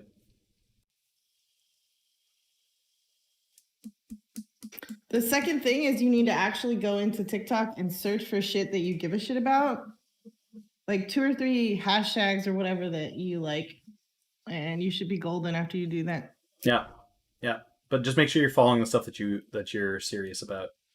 Yep, that's good. So 2 days ago, guys, when Gina started to make some ripples in the waves, um, huge shout out to all you guys that are following and subbing. I can't keep up with all that crap. There's so many of you doing that, and I am super appreciative of that. I can't possibly keep up with all you guys. So what's interesting here, guys, is 2 days ago when Gina started piping up, is when I did my due diligence on it, and I set that 8-9 mark on it for 12 months out. Yesterday it did this goofy shit where it went from uh, that $3-4 range to $8, and then it jumped again in the morning to $11. And again, 12 months from June 2nd is where I had it at $8-9. So that it's back down at around 5 right now. Meh. And I know you guys that are day trading this or anybody that's in the options on this is losing their mind right now, but this is exactly why I don't play equity positions, especially in these cheap ass stocks. I don't play options on these because you will lose your ass so quickly. What is this? 2 hours? In 2 hours? 9:44 a.m. till now. An hour. In an hour, this thing went from 11:59 to 473.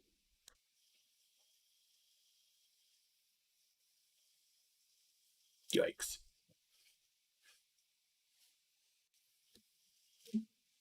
People call me crazy, but you boys and girls out there that are options trading on these things, like, I don't know how you do it. I couldn't sleep at night. My stomach would be in my throat. DGLY is up 16% today. How can you say that? You trade bio. Oof. Yeah, but I trade bio on equity. Oh, on options. Okay. Yeah, I'm saying on options. And that's even scarier if you guys are trading. Oh, that does make me feel queasy. If you guys are trading options on low cost penny stocks like this that are in the bio sector, anything sub $60-$70, like anything lower than Merck, right? Where's Merck at? Merck. No, BMY. Anything under that $60 mark in bio, if you're trading options on these, run. Like reconsider how you trade. Be very careful because you get your ass handed to you real quick on. If you're playing options on stuff like INO was one of those theme ones, right? Yeah, INO. If you're like INO options plays, or this one, this piece of crap here, SRNE. That was a piece of crap. What else did we have? Huge. Huge was another. Huge was a huge piece of crap. Um, this one makes me laugh a little bit. So people keep telling Is me that that. really the ticker? Yeah, You're yeah. That's kidding. no. The ticker is huge.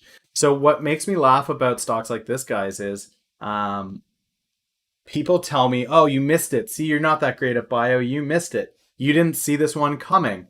And there's a reason why I didn't see it coming, because there's nothing to see. It's it's a nothing. And these are the stocks that after this, the SEC is going to do an investigation on, and these guys are going to get delisted for what they did, because what they did is they SRNE is the same thing. There's a huge risk of getting delisted because you pumped information that you were somehow tied to the COVID market, and you had no evidence. You didn't have papers to support that. You didn't have testing to support that. These guys dropped news that they were going to start a study, not even going to start phase 1 trials. They were going to start a study to look at being 100% COVID effective. That this jumped from $3 to 13 on that, because robots or whoever else, Robinhood, has their search set to COVID. And so everybody got in, and then people go, oh, I don't understand. Why is it still going down? Why is it still going down? Because it's going back to where it belongs, $3. It's not worth anything. It didn't do anything.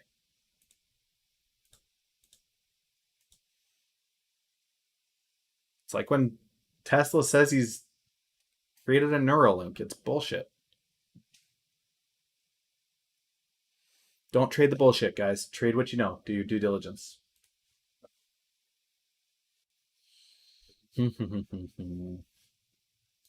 All right, what else is going on in the market right now? Let's open up the scanners and see what is moving.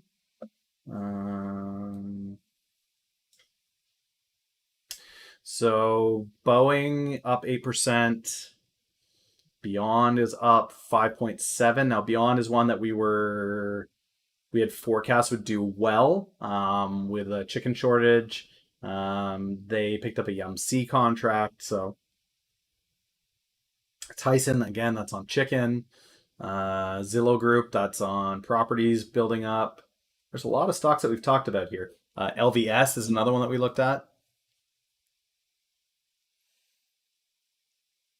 How did I know Genius? No, yeah, I didn't know that Genius was going to climb.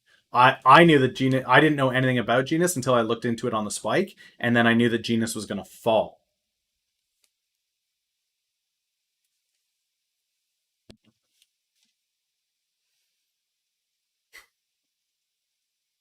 Ooh, what do you think about SeaWorld? I don't know. I lived in Florida for a long time. I don't know that I can touch it. You don't like dolphins? Shamu's not your thing? I don't know. It's just sad.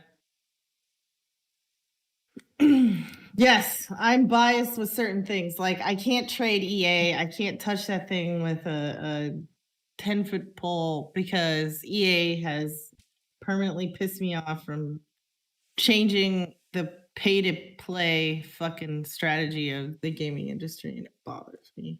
EA ruined gaming, and they can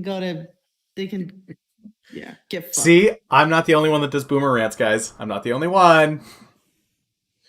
We all have our emotional triggers, and they exist out there. For me, it's the pump and dump bio stocks that get me. EA ruining everything that was good with gaming is another one. Yeah, EA definitely did destroy Command and Conquer. Command and Conquer was like a childhood favorite for me, and then they, Yeah, and there are 24 FIFA varieties. Oh, there's a new FIFA game. Let's buy this. Oh, how did you build it? Oh, did you just slap some, I don't know, some new paint on it, some new skins on it, and changed a few things? Oh, look at this. I can sell this for another fucking $60, and these idiots will buy it. Fucking slavery. Ugh. Okay, guys, Altimmune. Yep. Altimmune, February. Okay, so we know in February COVID hit, and people started whispering about what they were going to do. Now, with any of these low stocks below $60 with bio, I guarantee you that if I search Altimmune, what I'm going to see is around mid May, they dropped an announcement of somehow being connected to COVID. And sure enough, up to $9. And now they're leveling out because Operation Warp Speed didn't say Altimmune. And so they're going to decline. We're going to see them head right back down this way. I think you should explain to them what warp speed is. Oh, Operation Warp Speed was the task force that Trump put together. It is not tied to Space Force in any way. That's a completely different thing. By the way, Steve Carell, we binge watched it last night. It's fantastic. Go watch Space Force on Netflix if you haven't already. It is freaking hilarious. But Operation Warp Speed was they brought in people from the bio industry that were leaders in their fields to help pick specific candidates that they were going to use. That they were going to use government funding to try to speed up the process. They were going to throw more dollars at these companies in specific. The reality is they came out with a list of 5 companies yesterday. They were companies that didn't really shock a ton of people. Moderna, Gilead, Pfizer was on there. The ones that were seemingly lacking were Sanofi and GSK. Those are kind of the other big guys that were missing from that. Rest assured, Altimmune definitely wasn't on there. But yeah, Space Force was amazing. But Operation Warp Speed is not an end to the race for the cure because most of these guys haven't even started a phase 1. This is just helping some of these bigger companies to move faster through the process. So there's still registered biolabs across the states that are testing other options. You should stick through it. Go past the 3rd episode because it gets better. The episode where the monkey eats the dog is hilarious. But so anything with bio like this, guys, you're going to start to see a decline on stocks that were supposed to be COVID stocks that didn't get a nod, they didn't get a mention, which is why it's so important to do your due diligence because MBRX, a lot of people that hang out at my morning chat saw me talking about COVID, saw me talking about MBRX, and they're like, "What's the deal? Like, what are you guys doing? Why isn't this going? Why isn't this part of the COVID thing?" And the reality is this, guys. MBRX for me, here's April when MBRX got their little COVID nod, right? WP 1122 showed that it was going to be 100% viable. It got pumped. It got pumped. It did. But for me, MBRX is a play on their brain cancer stuff. It's on their pipeline. The COVID thing is gravy. I like them for their brain cancer stuff. They've got 2 candidates that look to reduce brain cancer almost entirely. One of those candidates is for pediatric use. So, they fire a lot of shots. A lot of shots at the Air Force, and they fire a lot of shots at the First Lady.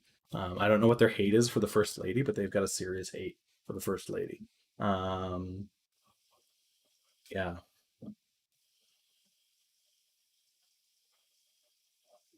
So hopefully that helps you guys understand warp speed and why these biostocks are doing what they're doing and what my understanding is of them. What are your thoughts on warp speed? Is it too commercialized, Rita? What do you think?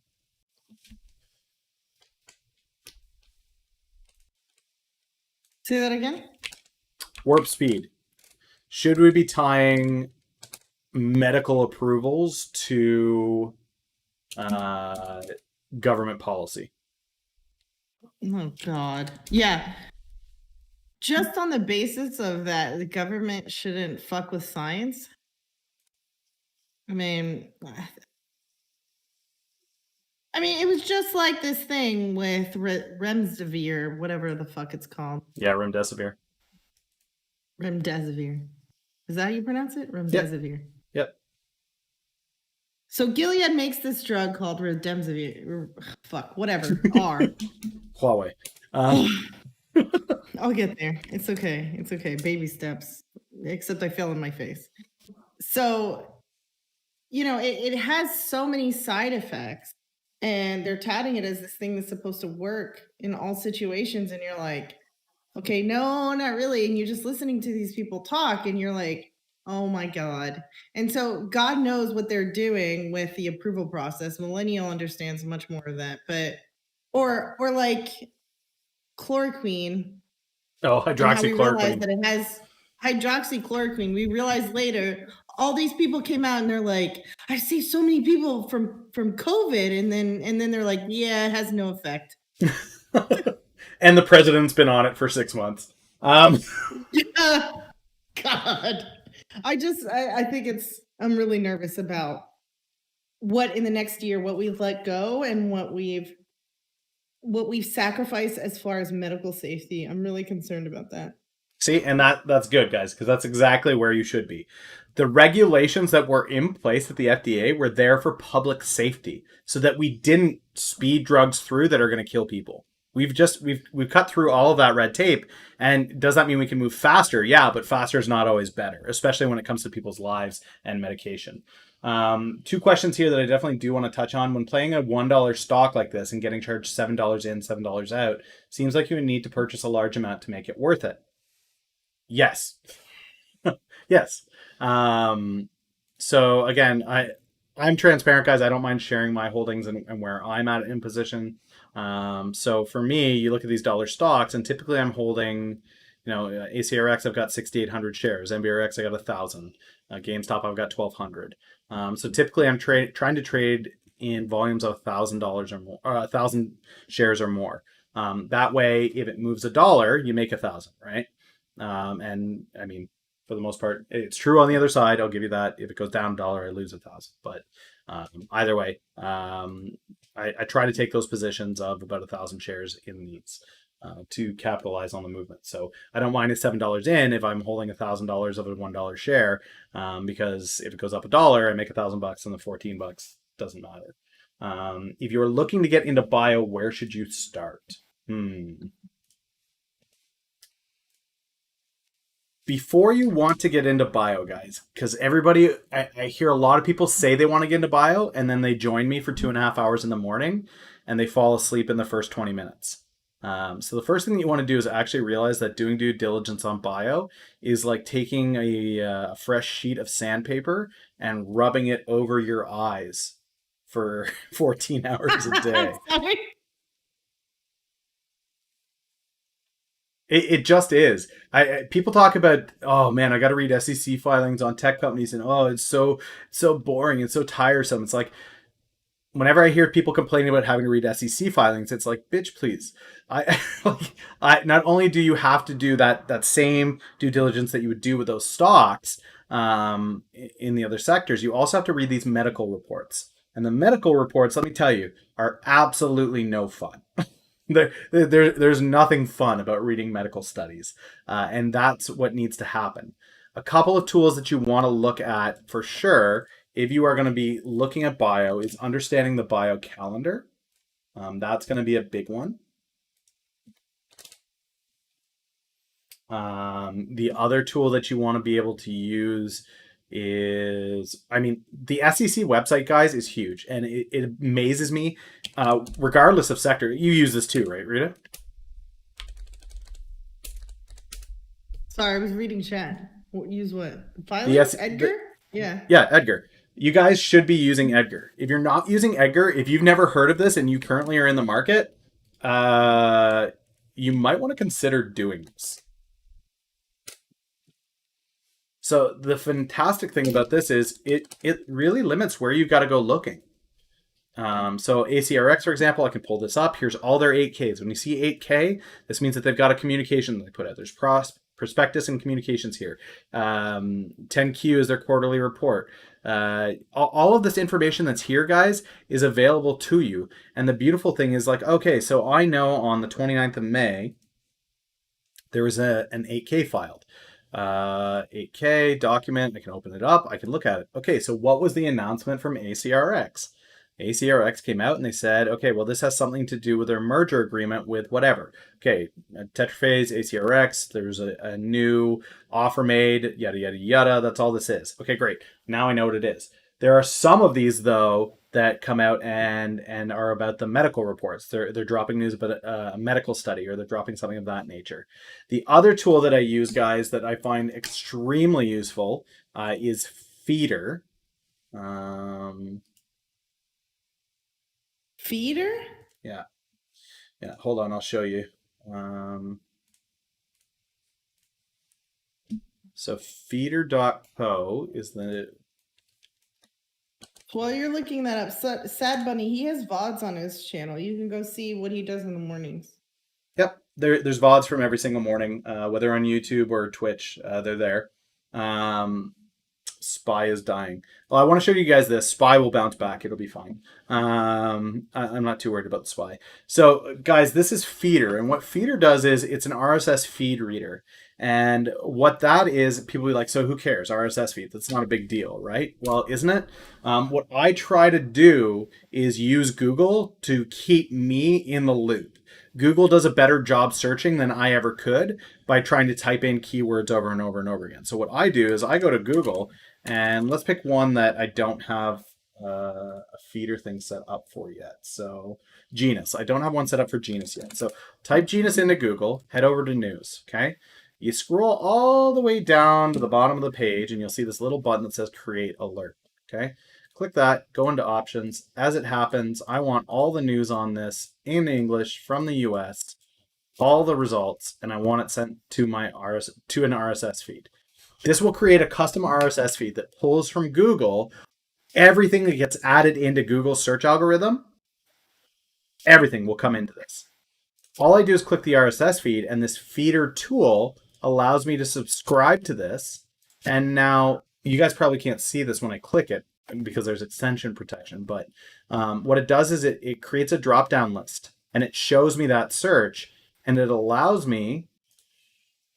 So now when I go into my feeder tool, I can see here are all of the different searches that I've got set up. I can click on them and it will show me all the latest news as it comes into Google's search algorithm.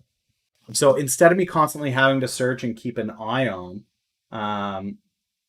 whoa, how did I get there? I clicked the extension and then I pulled up the site. But the extension, I can just click on this little RSS symbol up here, open it, and this same drop down menu that you guys see here drops down from this extension. You just can't see it because of the protections that are on Chrome when you're streaming it. So, but this drop down menu comes, and then I can just click it to see what the latest news is inside that extension. So while I'm trading the market, I don't have to constantly be in a search engine.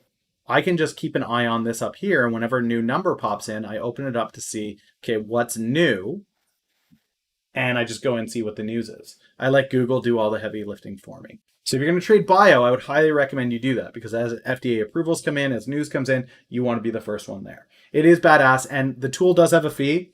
So for me, it's $9.99 a month. To be completely transparent, it's $9.99 a month, and that allows me to do whatever the hell I want with it, as many feeds as I want. It's a great way to do due diligence. If you're an FA trader, you must have it. You must. It's super powerful. Let's take a look at. We're looking at Genus right now. Genus is dying. What's going on? Okay, let's see here.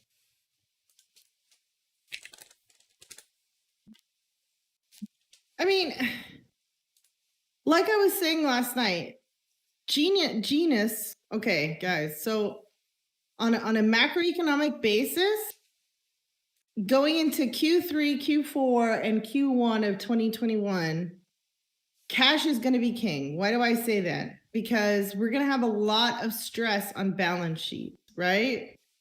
If you're about to lose your job, you don't go out and spend all your money, right? Because you're going to need to eat. And how that translates into a company is you have to pay salaries, you have to pay operating costs, you got to keep the lights on, like shit like that. And there's not going to be easy credit like it was. This company has burned through their entire cash pile and is left with $300,000 on a, what is it? I think it's $50 billion. Sorry, $4 billion valuation. Hold on, let me go look. I remember seeing it last night. I was like, ooh, I don't know. Yeah. And it won't pull it in because TD is being. What's the total market cap this company? 2 seconds. Genus.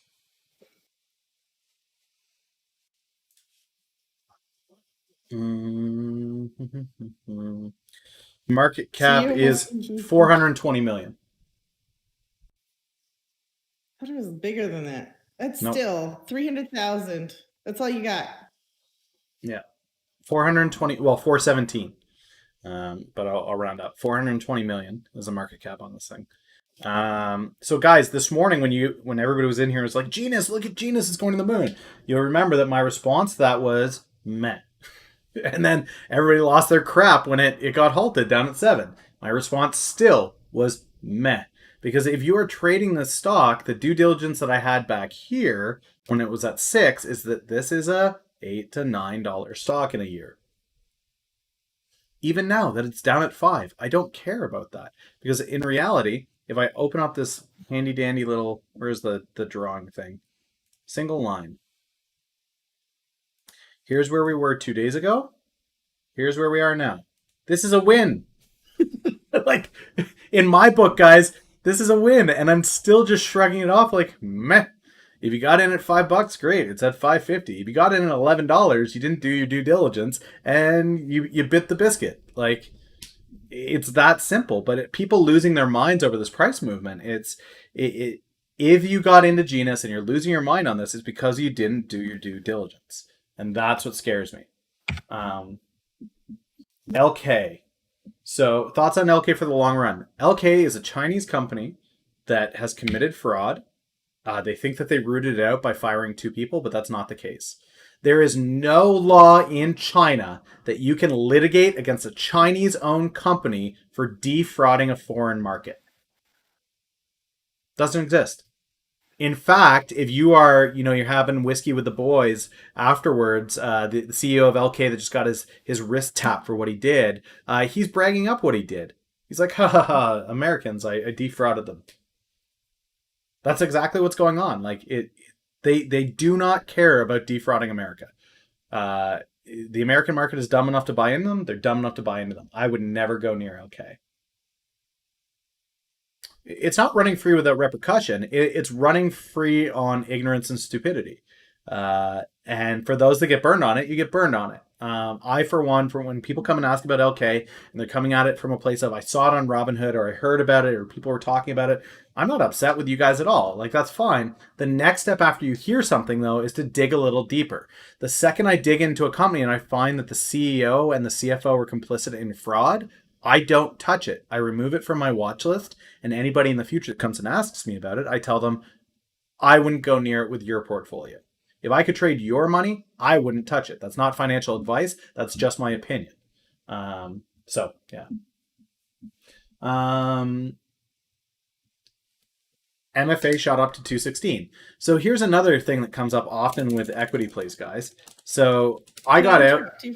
Yeah. I have to go, but I just did the math on it, right? Yeah. Like, this company only having 300,000 in cash to get through whatever's ahead of them, right? Yep. Is like a millionaire only having $1,000 on hand. Yikes.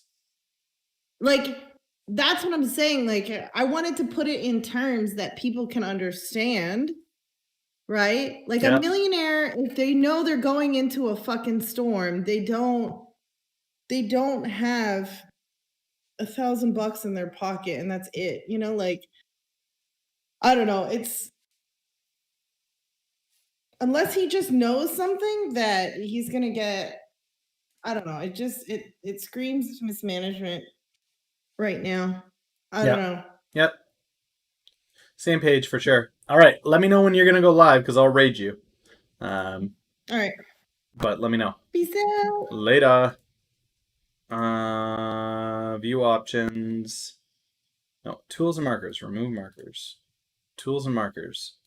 Extended line? No. Tools and markers. Single line.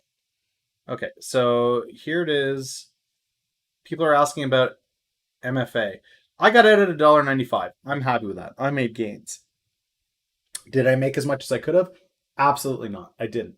Am I streaming to the bell? No. I am gonna, when Martini goes live, guys, I was up at 4:30 in the morning. Keeping up with you guys is always fun, but always takes a lot of energy as well. So as soon as Martini is ready to roll, you guys can go hang out with her and learn from Martini. I'm gonna try to stick around with you guys as long as I can. But when she's done, I'm done. So what we've got here, guys, is this would be a reasonable level for MFA to be at 220 line. I got out at $1.96 because I wanted capital to get into a different play. I took gains on it. I recognize this movement. It's going to like this channel from this channel here for a while. This is Robinhood seeing a cheap stock and diving into it. I guess it is 11:20 and it is marbles o'clock. So as soon as I finish MFA, we can do a marbles game for sure.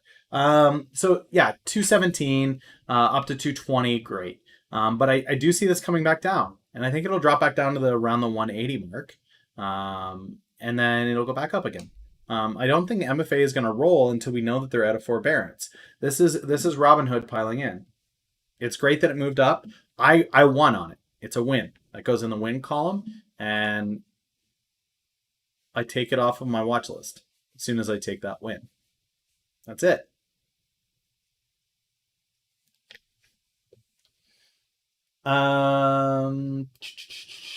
Okay, marbles, and then I'll touch on GSAT, and I'll touch on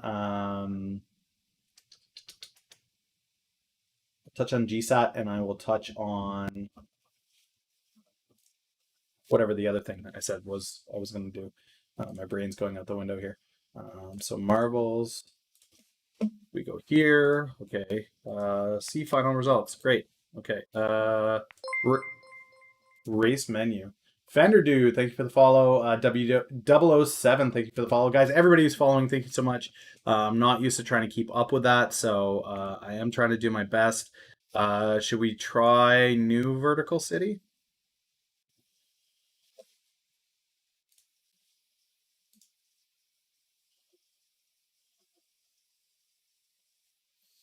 Gene modification has a lot of rules that it's got to get through. So if you're looking at gene modification, understand that's a 5 to 10 year play.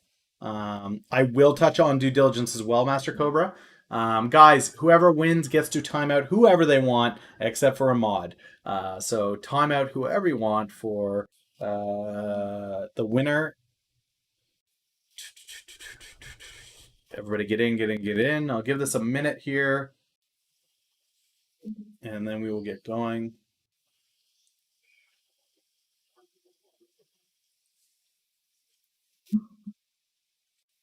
There's only one mod in chat. Then that means that there's lots of people to choose from, right? There's lots of people to choose from. All right. Guys, I mean, in the morning, let's be honest, there's 12 to 15 people. Let's get this rolling. There's 12 to 15 people. I don't really need a whole pile of mods to do anything.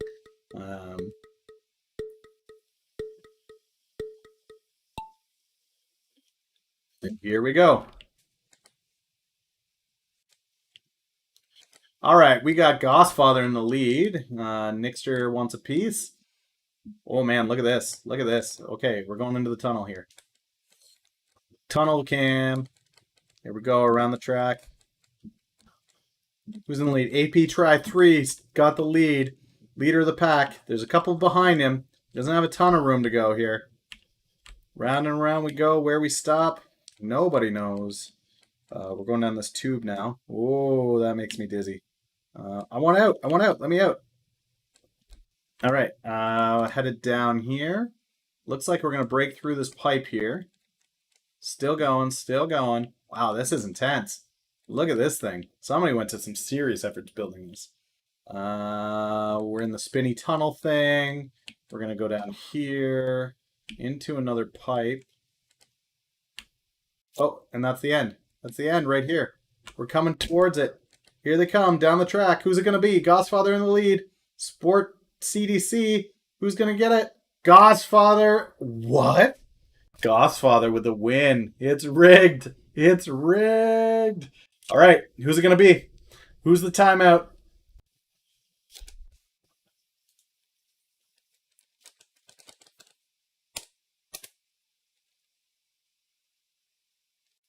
Timeout whoever you want, Goss. Freezer. Later, Freezer. Sorry, buddy. See you soon. And there he goes. Timed out. There it is, ladies and gentlemen. Goss has no mercy. It's all for the fun of the game. Freezer, you know that we still love you, sir. We know that we still love you. All right. Let's get back to stocks here. Spy. People are worried about the spy. So remember when everybody was like, "Look at the spy. The spy is going. Oh no! Please sell, sell, sell, sell it all. What are we ever gonna do?" Okay. Remember that like 2 minutes ago when I said it's not a big deal. So here it is. Spy declined. And where are we going? We're going right back. So I know that typically when we're watching these streams, guys, on YouTube, on Twitch, on whatever, people like to just lose their mind. People are like, what are we gonna do? Oh no, what are we gonna do? For me, I'm never gonna be like that. I'm never gonna lose my mind. You're not gonna see me blowing up of like, oh wow, this thing is completely out of control. Whatever will I do? Movement on a day for me is always gonna get meh. Okay, boomer. What's up, Cybot? Okay. And again, guys, Genus. So think about this. Think about having these diamond hands, even just today, guys, on what we've said, right? On these positions of Genus or any of the other stocks. Now, GSAT, I said I would speak to. So let's take a look at that global star. This I have no thoughts on. It's outside my industry. It's sub 50 cents. This is extremely risky. You would have to know that there's news coming. This has fallen from 70 cents. I don't know it. I don't like it. I wouldn't go near it personally. Those are my thoughts. When I'm doing due diligence, which sources do I look at? That was the next thing that I said I would tackle. So I have a variety of sources. One of those sources that I did bring up was the feeder. So I use Google. So already, guys, you'll see up here, it's got a 32 number on it. That means that there's 32 new articles that have been pinged here. Acquired or acquisition has a bunch. Upgraded to strong. Orphan designation has some.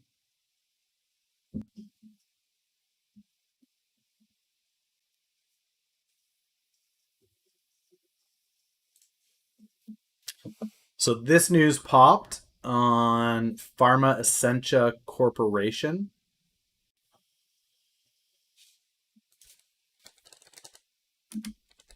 What an orphan drug designation is, guys, is that it does something fancy. It's a private company, so I don't care. But I use this feeder thing. That's one of the sources that I use. Another source that I like to use is Tip Ranks. I'm a huge fan of Tip Ranks, guys. I love what they do. You guys can check out my portfolio that's over there.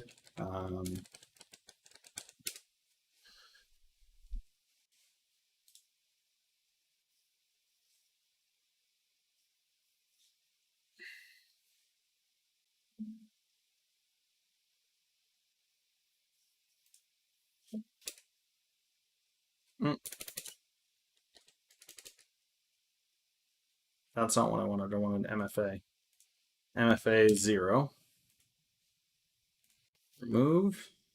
Okay.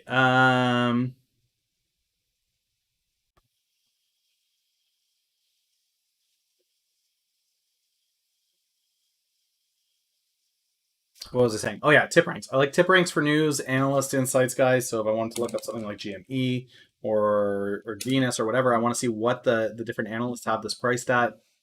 This is where I go. It not only gives me a breakdown of what the general consensus is on analysis, it gives me a price target, high, average, and low. It lets me see which analysts from which firms. It lets me see what their track record is, as well as their price targets. This is a huge tool. There are also articles here that are directly tied to each of these.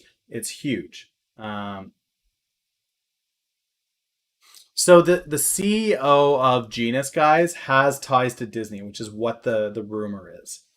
Qualifications to be an analyst. These guys are all with firms. These are all recognizable firms: Benchmark, Wedbush, Loop Capital, Merrill Lynch, Jefferies, Macquarie. These are all well recognized. GameStop here has an 8 at the high, a 3 at the low. You'll see that there's nobody that's in the buy sector on this. I'm in the buy sector on this. But I just use this for analysis, right? Another one that I use is Seeking Alpha. I do hop into Seeking Alpha fairly frequently to see what's going on. But what I like to do, guys, is have a wide variety of sources instead of a single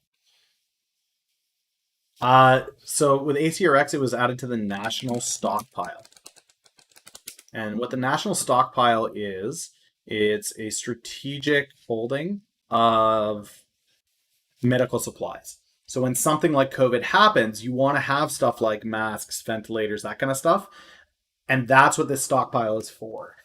In times when there isn't a crisis, you're supposed to buy into the stockpile to fill it up with necessary stuff. Now, with them replacing morphine, um, or them being a substitute to morphine that the Department of Defense is buying into already. We have a military order of $30 million. We're expecting orders from Navy, Air Force, Space Force, Coast Guard, FBI, CIA in the coming months. Stockpile is also looking to buy into this. So that's a huge deal. It means the government is looking to place a large order so that they have the Suvia on hand in the national stockpile. It's kind of a big deal. So that's another piece of due diligence that you get from reading the stuff.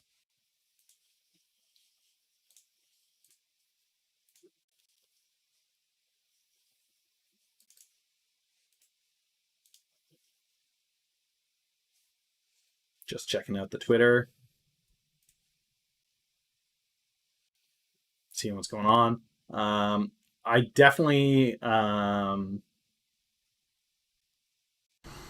I definitely am pretty stoked. YouTube is finally up to 1,800 subscribers. That happened as of today, so pretty pumped about that. But yeah, that's the stockpile question. Happy to. Ugh, so boring. Thanks, Web. Thanks, buddy. I always appreciate the support. Bought ATVI yesterday. Seems like it was in a dip. Thoughts on the company? Okay, Activision. So here is not. This is not a stock that I trade actively. It's outside of my sector, but I do know some folks that like to be in ATV. So let's go here. Let's go here. Let's do ATV. So ATV, I play their games. I do. So from a gamer perspective, I do know them. I do like them. Um, that's ATV on the year. Had you got in at 46, it's now at 69. That's none too shabby. Or the past 2 days, it had a bit of a decline here, down to 69. My 12-month on ATV would be we've got Diablo 4 coming out. Overwatch 2 is coming out. I would put this probably around 85 on a 12-month scale. Now, that means that you would have to hold this thing on equity for 12 months. And if you're taking an options play, you'd have to have a long dated option. But that's kind of where I see AppV. What games do I play? I don't play games here on stream very often. Sometimes I'll hang out with Martini. I like Overwatch. I like Diablo. How do you use announcements with stocks? Do you usually buy and sell the bull before the announcement or wait for the good news and sell after? So what I do is I'm reading medical reports and seeing what the news is on the pipeline. Oh, and Warzone. And Warzone, yeah. I keep forgetting Warzone is Activision. So yeah, what I do with my biostocks is I read the news and I look at how is this news going to play out a quarter from now, 2 quarters from now, 3 quarters from now. And that's how I make my plays. So I'm playing the news long before the announcements come out. So I was in ACRX before any news about an order from the military came in. I'm not even going to talk about Diablo Mobile. Diablo 4 looks fantastic. Shadowlands, I'm not familiar with that series. It's not one that I play, but I do play. I do play some games, guys. I am a big fan of League of Legends as well, but that's not tradable. So I need to just take 60 seconds here, guys. So chat among yourselves. I'll leave you with the spy. Maybe I'll leave you with the genus. And see, this is why you met. This is why you met. I just need a quick break here. League is technically 10 cent, but that's an OTC. You can put in a song request, but you can't get it because this is on YouTube as well. So I'm not able to actually play your song request, and I am sorry. So 60 seconds, guys. I will be right back.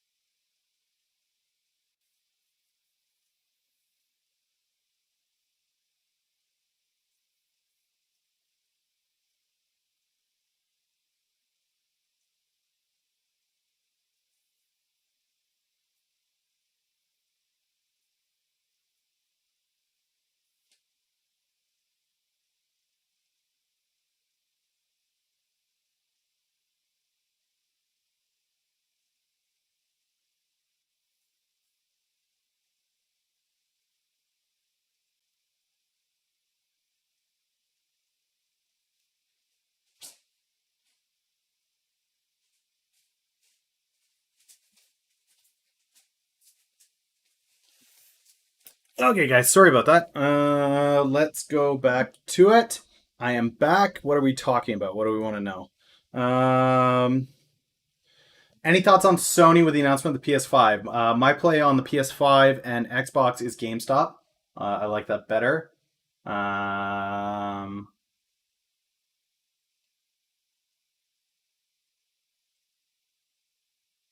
oh, Freezer Burn is back. Freezer Burn is back.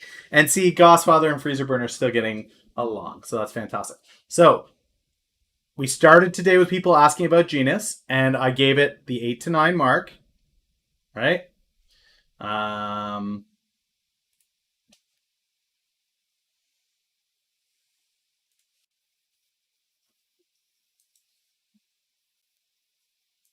this is where I see it.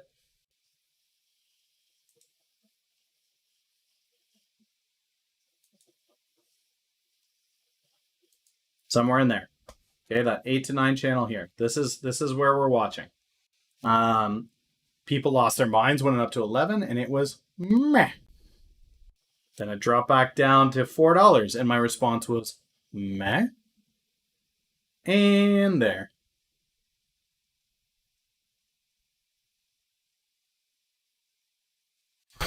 Uh, Physical stores being relevant is an irrelevant argument. Their online sales were up 1,500%, trifecta. Q2 was historical highs in the industry. Most of the distributors, especially for Nintendo products, were not open. GameStop declared themselves an essential service. So they did online sales, which were curbside pickup, 1,500% increase. Um, so it's a play on historical record being set in the video game industry in Q2, paired with 1,500% increase in online sales, followed by earnings coming up and a board of directors vote coming. So next week it'll be interesting.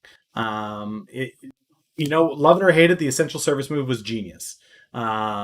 It was absolute genius, and they banked on it big time. Now, for me, I am looking at GameStop through earnings at the moment. I might exit into Q3 and then look for a re-entry headed to Q4. I don't know about SeaWorld. I guess SeaWorld is an essential service. I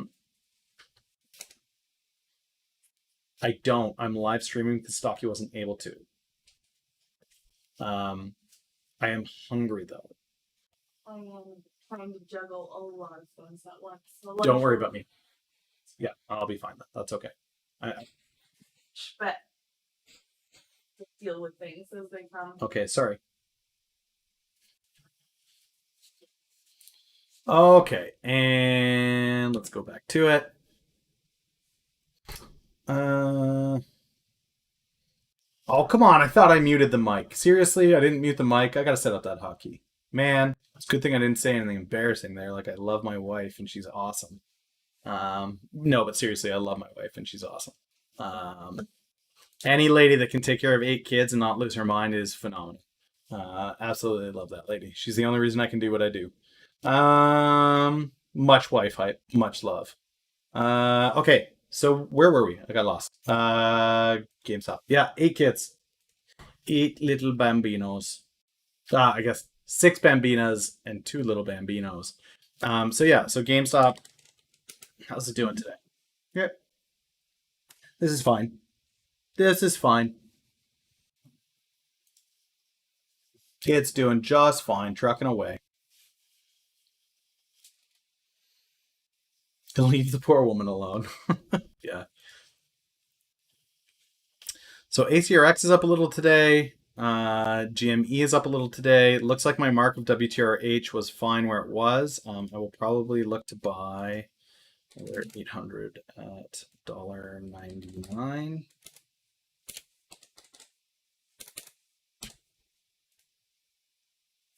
Does not have sufficient. Okay. Let's go for $1.98. Does not have sufficient. $7.50 at $1.98. Does not have sufficient. 700. $1.98. Not sufficient. 650. Okay. 625. 600. 575.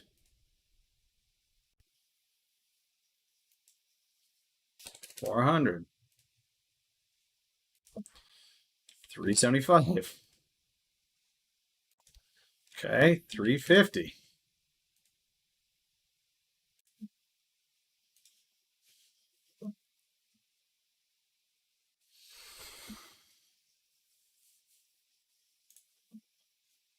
Okay, filled. Perfect. Okay, so I've got a waiter position again. I'm fine with that. GameStop is up 300 today, 600 total for me, so that play is working out just fine. Um,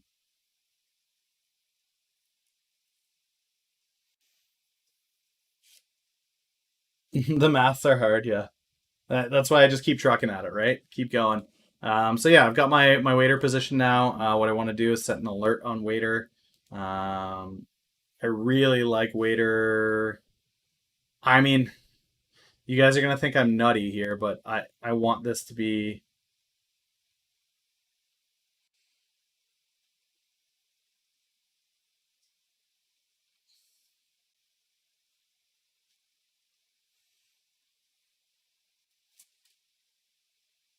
scrolling, scrolling, scrolling. Keep that money scrolling. This is TD Advanced Dashboard. This is the Canadian TD. This is not Thinkorswim. So I am seeing Waiter up at 6 to 7 on their earnings in August. So I want to set alert here for 6.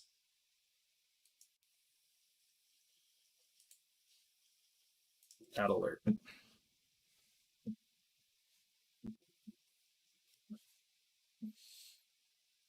No FOMO, Algo. No FOMO. Thank you for following, guys. I do appreciate all the follows and subscribers. You guys rock. You make doing this a lot easier for sure.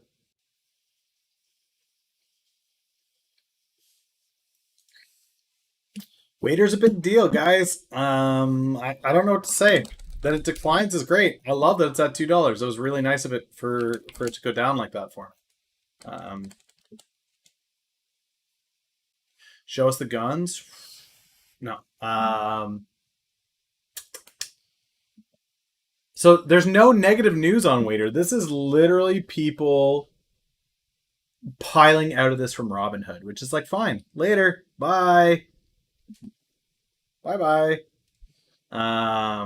It's backed by a billionaire. They're profitable. They've got a massive increase in sales. There's nothing on Waiter that I don't like. Nothing. I mean, what I would love is for Uber to sweep in now that I've got my position and say we're going to look to buy Waiter. Actually, we're just going to buy them up. That's what we're going to do. That would be fantastic. So let's go to Waiter and watch StockTwits lose their mind today.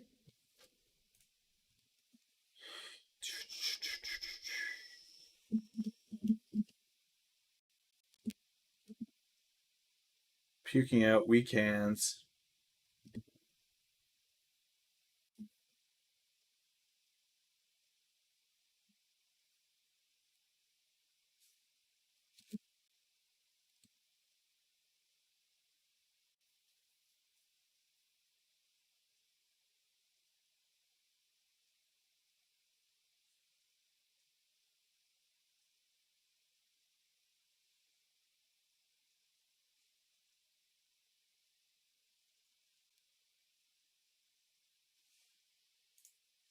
So this is where we can start to look at some of these indicators as well, guys. Oh,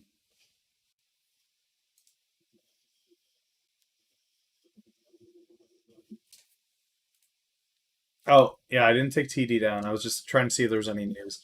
And there's not. So there's no news on it. What we can do here is let's go to a day now. We're far enough in the day that we can do this. And let's spread this out a little bit so that we can actually get a look at it. So again, this is where you start to use these technicals to gauge. If there is no news, I am an FA trader, there's no news for me to trade on.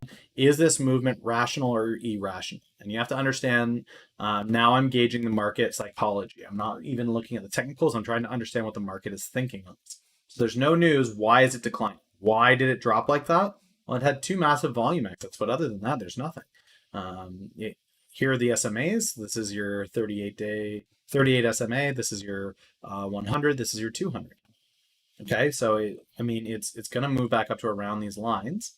Um, what we're looking at for RSI, well, look down here at $1.97, it was down in the 20 range on the RSI. So do I expect it to come back up to normalcy? Yeah, I'm okay with this. I'm okay with this.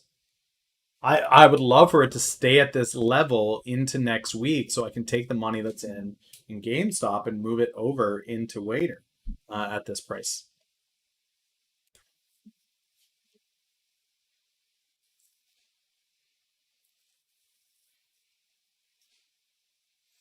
So ACRX is doing well today. GameStop is doing well today. And that's going to be enough to carry it in. Now, one of the nice things with this is as I increase position in Wader, what I'm doing is balancing out my weighting into ACRX, right? So that's there as well. These minor downs don't really matter to me. Those are long holds anyway. So I'm liking what I'm seeing so far today. Liking what I am seeing. Um,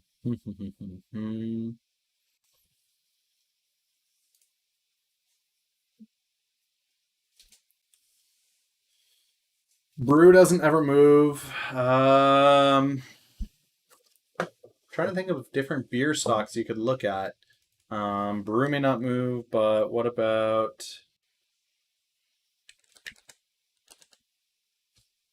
Bud? What about Bud? Bud moves. There's Bud after a day. Bud's got decent movement, right? There's Bud. Tap. Tap's got some movement. Sam. Sam's pretty pricey. There's movement out there. You definitely just have to look for it.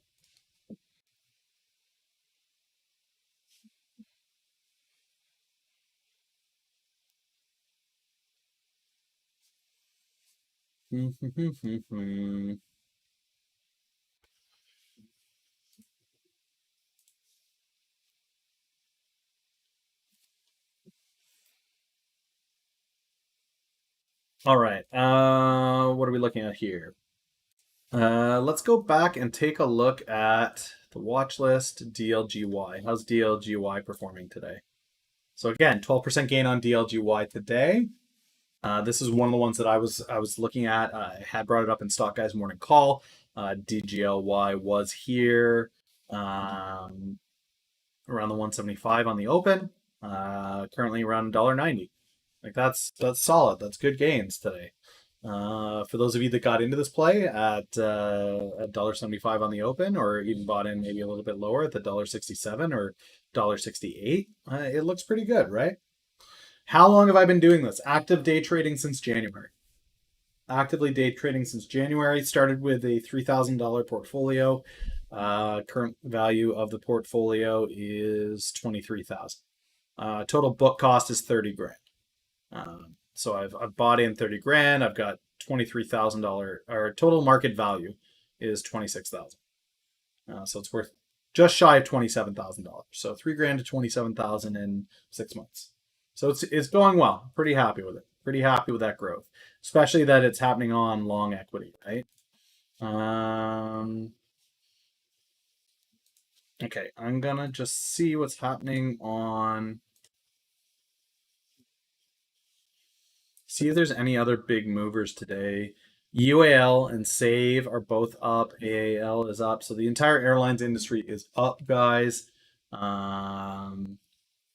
Work is down. TVIX is down. There's no massive gains or losses today that I'm seeing. So I'm going to go back to the scanner. Percent gainers daily. Unusual volume. That's okay. So here's some unusual volume stocks, guys. TMDI, Titan Medical, they're up 243%. Let's take a look at this one. So, oh, why didn't that go? Scanners. Broadcast globally. Oh, oh, oh, oh. Okay. TMDI. Okay, so TMDI guys, started the day at open was 68. It's up to 94, 95. Um, yeah, yeah, airlines are up. What are the taxes on capital gains in the US? Not sure what the taxes are capital gains because this will be my first year filing with capital gains, but a lot of the capital gains that I see from this are actually in my RDSP.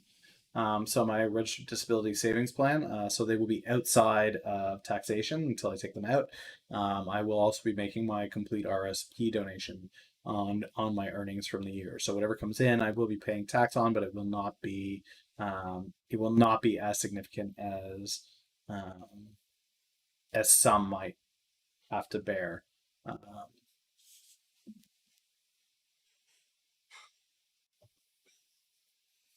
Okay, what else do we have? TMDI is here. What's this?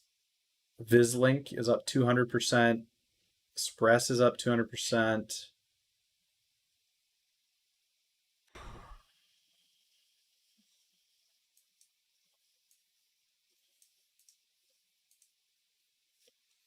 KZR. I'm gonna stream until Martini goes live. Plug, so that's interesting. That's one that we've looked at in the past. Plug Power is an eco source. Invesco, Neo, Macy's. That thing is doomed to die. GEE, Cody. Those are all having decent days. Percent gainers daily. So Boeing, Tyson, CB, Beyond Meat, Shake Shack. That's interesting. Etsy.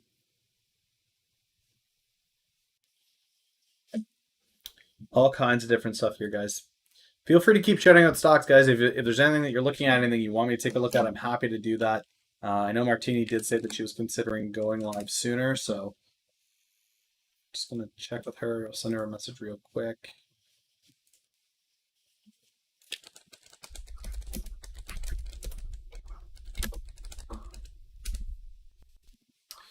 Yeah, DHC, TGI, and NET. Okay, so let's do DHC.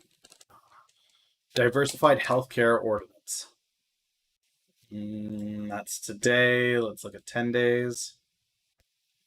Okay, so let's see what DHC does.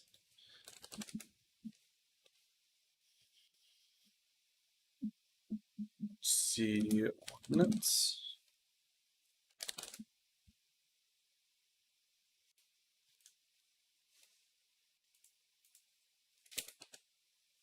Diversified Healthcare Ordinance. Diversified Healthcare.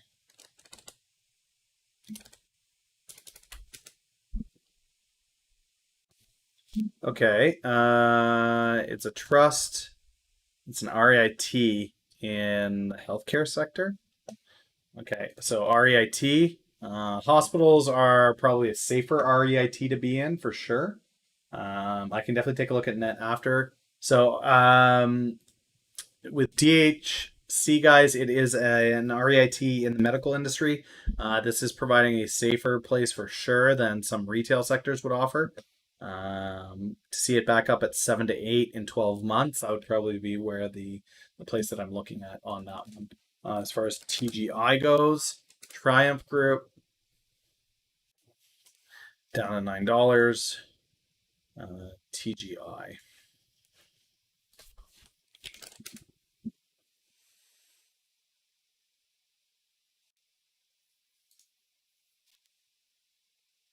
Aerospace services. So I imagine that you're playing TGI on some news that it's producing ventilators or something of that nature, right? You've got a bio slant on this. Let's see. Triumph to downsize aerospace. Triumph recalls half furloughed workers. Boeing suppliers bounce big on production. Oh, Triumph is tied to Boeing. Okay, so this is a Boeing play. This is super risky. Um, Triumph is a Boeing play, guys. I'd be super concerned about that if the FAA comes out and puts the kibosh um, on Boeing and on the 737 Max. This one's going to get hurt. This is going to hurt in a big way. Let's take a look at net.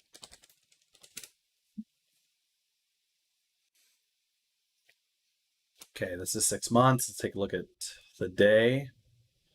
Okay, so again, guys, net is dropping like crazy. Open today at 29. It's at 28.50. It's not super crazy. Like that's not a crazy drop, especially when you look at it over the 6 months, right? Over 6 months, let's struggle. That's a decent slope, right? It's a decent slope. That it's down to 28.50. I think this line, what you're looking at, is probably somewhere from 27 to 30, and it's going to bounce between here unless it gets new news. That's my thoughts on net.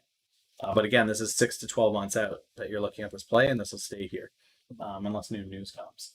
Let's look at CLDR. I wouldn't say that's a huge drop. Okay, CLDR up big and then a drop. So this is people profit taking. Now, I think you can see this kind of balance out. Again, what you want to look at on this is 6 months, right? So on a 6 month scale, it looks like from here to here. So that line right there is probably fairly reasonable. You see the drop in March, like everybody saw with COVID, and then it's slowly coming up, right? I think that this is a reasonable level for it. You weeb every time I say out. Yeah. Being from Michigan and having been away from Michigan and Nebraska and Florida for the past more than 5 years, I have to say your accent is refreshing. So the thing is, guys, I am getting fairly tired at this point. To keep it up is tough for sure, but it's definitely more Canadian than on the morning call. On the morning call, I talk very quickly, and you don't really have time for the Canadian to come out. So, but yeah, here is CLDR, guys. I think this is a reasonable level. This is overbought on earnings. This is a new level, and you can kind of see that here where it goes overbought, comes back down. They think it's actually going to come down lower. They think it's probably going to be somewhere around this $10 range. Somewhere around there would be 50-50. But if it had good earnings, I think that it's staying up around this line is completely reasonable. Kalamazoo. Sweet. It's been a while since I've been to Detroit, but last time I was there, it was pretty sad. I knew an engineer that was there with the Canadian military. He lived just above 8 line, so he lived in 7 line in a military house. And it was crazy because to get to his house, you had to drive up the street that is literally the divider with 8 line, and the police barricades that were there were nuts. And we weren't sure to go left or right, and we went to go left, and the police turned us around and sent us the other way and said, "Sorry, you're a nice white family from Canada. You can't go into this community. You don't understand what's going to happen as you cross over. You need to be aware of what's going on." And even when we stopped for gas right there at that corner to figure out what was going on, the gas attendant told us not to get out of our van. He told us to stay in our vehicle. Which was crazy for us. That's a completely foreign experience. I lived in Toronto, and so I figured it would be similar, but it's not similar. As soon as you cross 8 line, it's a completely different animal. As we drove down the highway, there were sections that looked just like I Am Legend. It looked like an apocalyptic war zone, and it was super scary. It was super scary to see, and not so much scary for me, but scary as a sentiment of this is what could happen. This is what could, yeah, Baltimore was the other one. Baltimore was the other one when I was speaking at a conference in Baltimore. Um, that one shocked me pretty badly. One of the companies that I was working with, one of their co-founders was shot by a stray bullet. She was just driving down the street. Stray bullet went through the side of her car into her leg. She had to be rushed to the hospital. So it was pretty crazy. Detroit and Baltimore, man. I mean, every city's got their things for sure, but It's crazy out there. It's crazy out there. And the bigger issue isn't that that stuff is happening, it's what's causing that to happen, right? It's people that are desperate, people that are afraid, people that are they just don't know what to do. And so that's what you end up with for sure. Okay, so still green on the day. I'm pretty happy with that. Got into a new position. And if you live there, like I said, like I grew up in Toronto, and people get are just outside of Toronto, and people get creeped out when they drive through Scarborough. But for me, it's like, Scarborough. Yo, Yo, yo, what's up? what is up? You're live, by the way. Are you streaming? Yeah, Okay. just so. Yeah, 411. Stocky didn't For stream sure. today, so I thought I'd take care of the degens, at least until Martini starts streaming. My take on MSI. How's your day been so far, Hitch? You're like taking over. All right, cool. I trusted the lines, man. I'm doing great. I have a fantastic day today so far. Did you see what Waiter did today? No, what did Waiter do today? So this morning I saw it drop a little from that like 225 mark.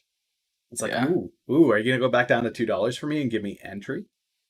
And it dropped to two, so I got in at 204, and then it dropped again to $1.95, and I got in at $1.97. So now I've got another waiter position at around that $2 mark, headed into their earnings in August. I'm still up 40%. I'm just chilling on that thing. Uh, You're nuts for going in. the call that I put out this morning on DGLY, take a look at that right now. Is this my? Did I miss my Yeah, you missed single it. share entry? Yeah, it's gone. Oh, unlucky. It's up 16% today. Yeah. I did Boeing this morning. Yeah, Boeing was nice. Boeing was nice. But Boeing was They have fun. they have FAA next week, eh? So I don't know how long your position is on that, but FAA ruling on the 737 is next week, and it's not looking good.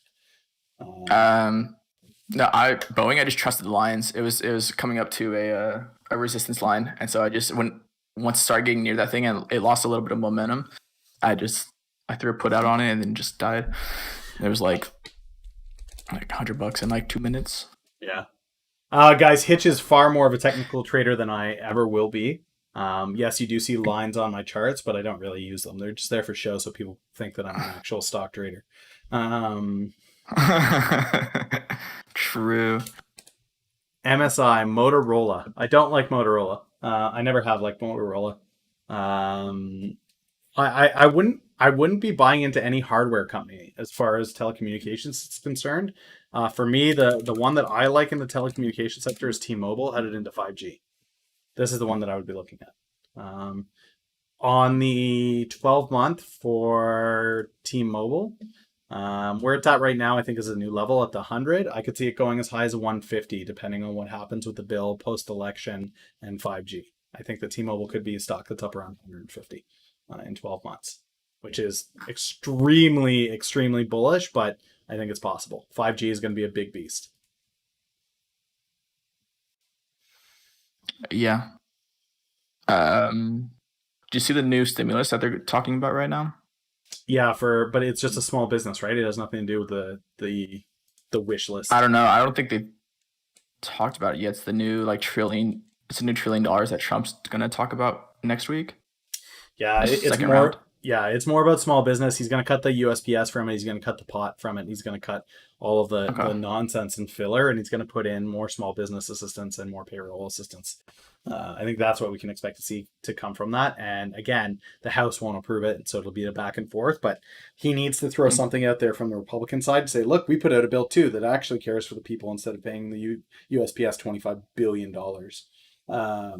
So yeah, I mean, it's political. At this point, we won't see another bill passed before the election. There's no way. There's absolutely no way they do that. Yeah, my previous thought was that we needed one to get over the hump that I thought we would be in right now. But we're sitting like 311. Some stocks are like all-time highs right now. Like, yep. I guess we don't. And that was McConnell's thing, right? Of like, do we need it? I know everybody's saying we Mhm. need it, but do we need it? And I mean, it looks like erring on the side of caution at the very least was the right idea. They don't have to put out a $3 trillion spend and add to the national deficit. Why? Why would you do it? Trump putting out a bill isn't. I mean, Trump isn't even the one that puts out a bill, right? The president can't floor a bill. The Republican Senate will floor the bill, but it'll just be a political response to the Heroes Act, which means that I've got another 1,800-page bill that I get to read. I'm super excited about that. Yay. Yay. MFA. Same. Why did I exit MFA early? I exited MFA because it had the price movement that I saw I wanted on it. I had gains on it. I bought in at 186, got it at 196, and it's up to 237 today. Is fantastic, great. This is not on news. This is on Robinhood pumping it, so I expect it'll come back down to earth again. I wanted that capital to get in on Waiter. When Waiter made that decline, I wanted the capital to play it, and MFA provided me the opportunity to do that. So I think some of this too with MFA is people. There was a rumor that a 20-cent dividend was going to be paid out, and it's still a rumor floating around. But there's no SEC filing. There's no 8K saying that they're going to provide a 20-cent dividend. So people that are buying in on that hype are also going nuts. So yeah, I remember having it back when it was up around that $7-8 mark. $1.75 average. That's pretty good. I couldn't tell you how long this is going to run because this is not on FA. It's not even on TA. This is literally the Robinhood contingent trading a low cost stock. So what's the volume on MFA today?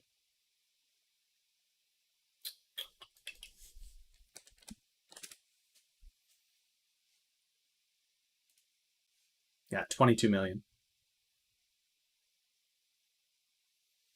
It's not quite outpacing the SPY, but it's giving it a good run for its money. Is this the mod for Stonko? Yeah, I am one of the mods for Stock Guy. I mean, great. I'm happy that MFA is up 22% today. That's fantastic. I took 15% gains on it, and that's a win too. So I'll take the win. DGLY is now up 19%. I didn't get into that play at all. What's interesting is these stocks are moving like this, but the SPY is not responding. So some of the big players must not be doing well. Oh yeah, I'm not taking it as you rubbing it in. I tend to be. I mean, Martini likes to joke that I'm a tin man. I have kind of just like this very lack of emotion when it comes to stuff, and it's true. Where like, great, it's up more. I won. Like as long as I won, I won. And if I lost, I lost. But I still try not to have a huge emotional response. He's the angry bio guy. True. You know what gets people angry? Let's talk about Disney. I swear, if Too late. I know where you're going with this. So, what do we think about Disney? I hate you so much, What do we think about this? brother. Chad's on your side, man. They got a series on Disney. Well, I'm glad. That makes me feel even worse that chat's on my side, to be perfectly honest. Oh no, I don't know, man. Disney, I just can't read Disney. I can't read it. The news is super good. NBA is coming out. I get that. That's cool for them. But there's, I don't know. Are you ready for this? 12 months, No. Disney 130. In 12 months, it's gonna be 130. Yep. Bro, in 12 months, it's gonna be like 160. Nope. Like, Nope. So here's my thoughts on Disney. Here's why I say that. Okay. All of these numbers on Disney plus that people are buying on the news. We're gonna head into more and more quarterly reports where people are gonna expect to see what the revenue is on Disney Plus, and they're gonna realize that doesn't do squat to offset the parks and the cruises, right? And people are gonna go, oh crap, this isn't as good as we thought. And it's great that the NBA is going there, but that's not going to break even. When people realize how dependent Disney is on the parks, on their earnings, this is going to adjust, and we're going to see it decline again, and we're going to see it go back down. I had this exact conversation with an actual bank, and they said that they don't care about the parks because Marvel is going to carry them with Disney Plus. They say that that's the direction that they see it. and it blew it. You know how I feel about Disney. I was Yep. so angry. Yeah, But that's the way they look at it. and they're wrong. And I I can say know. that. I can say that. They're wrong. They are wrong. And so when earnings comes and the earnings surprise is how hard Disney has taken a hit on this through Q2, and they go, I don't understand. They opened up Disney Plus in Europe and in India and in Asia, and it did really well there. Why aren't they making money? First of all, you had nothing in theaters, nothing in the pipeline. Your calendar's been pushed back to Q4. So the soonest we're going to see something profitable from that is going to be Q3 reporting. So in Q4, you'll get Q3 reporting on summer attendance at the parks. Summer attendance on the parks is still going to be down year over year. So we're still looking at a loss on that. The NBA coming to Disney World is not going to fix that. So you've got Disney Plus that isn't going to make nearly as much money as they thought, and that's still sucking money because they have to create IP, right? You have to shoot new shows, Obi-Wan, Mandalorian. You need new stuff, otherwise you're going to fall behind Prime and Netflix. So Disney Plus is going to be a net even. Park attendance is going to be down year over year. Thanks. Just put that right there. Park attendance is going to be down year over year, and we won't see the benefit of blockbusters again until Q4 or Q1 earnings. So for me, 12 months out, 130 is reasonable because what we're going to see is 12 months from now, we're going to start comparing to numbers from this year. And that's when Disney's going to get the hype. So I see this actually declining back down to the 110 range and then coming back up to 130 as we regain. That makes sense.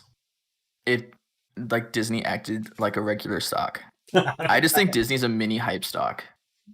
It has nothing to do with like the actual like fundamentals of Disney. It's just their ability to market. It's a mini like Tesla. All right, Like, I gotta show. Yeah, I gotta show you guys this. This is a truly Canadian lunch. This is a pulled pork poutine. So that is a barbecued pulled pork on top of cheese curds, on top of fries. Describe the taste. When you nail stock movement. When you say this is going to be my entry, and you get in, and then you're like, this is my exit, and you get out, and you got in right at the bottom and right at the top. That taste of victory that you get in your mouth. It's exactly what this tastes like. This is exactly what it tastes like. And you Americans can't even come up here and get a piece of this because the borders are still closed. And last I checked, poutine is not an essential service.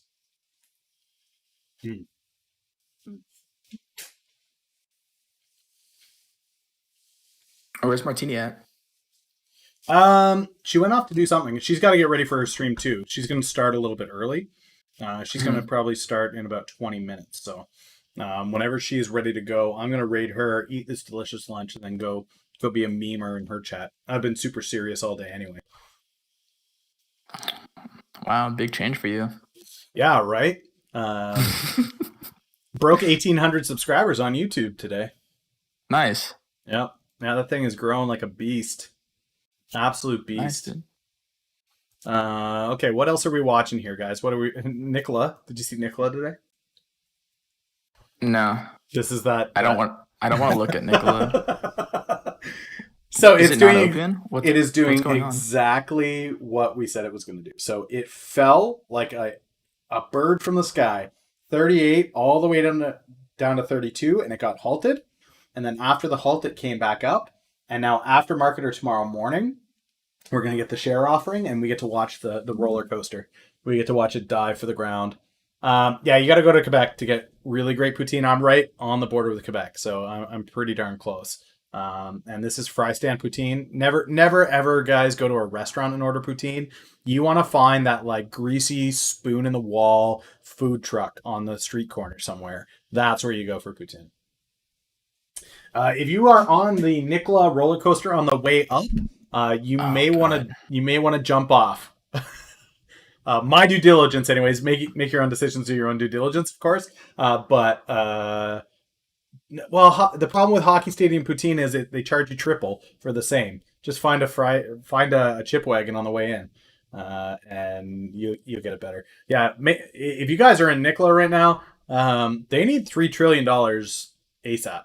and I don't know where they're going to get it because they don't actually sell trucks right now. So that'll be interesting. That's man, Nikola. Oof. Do I have some things to say about Nikola?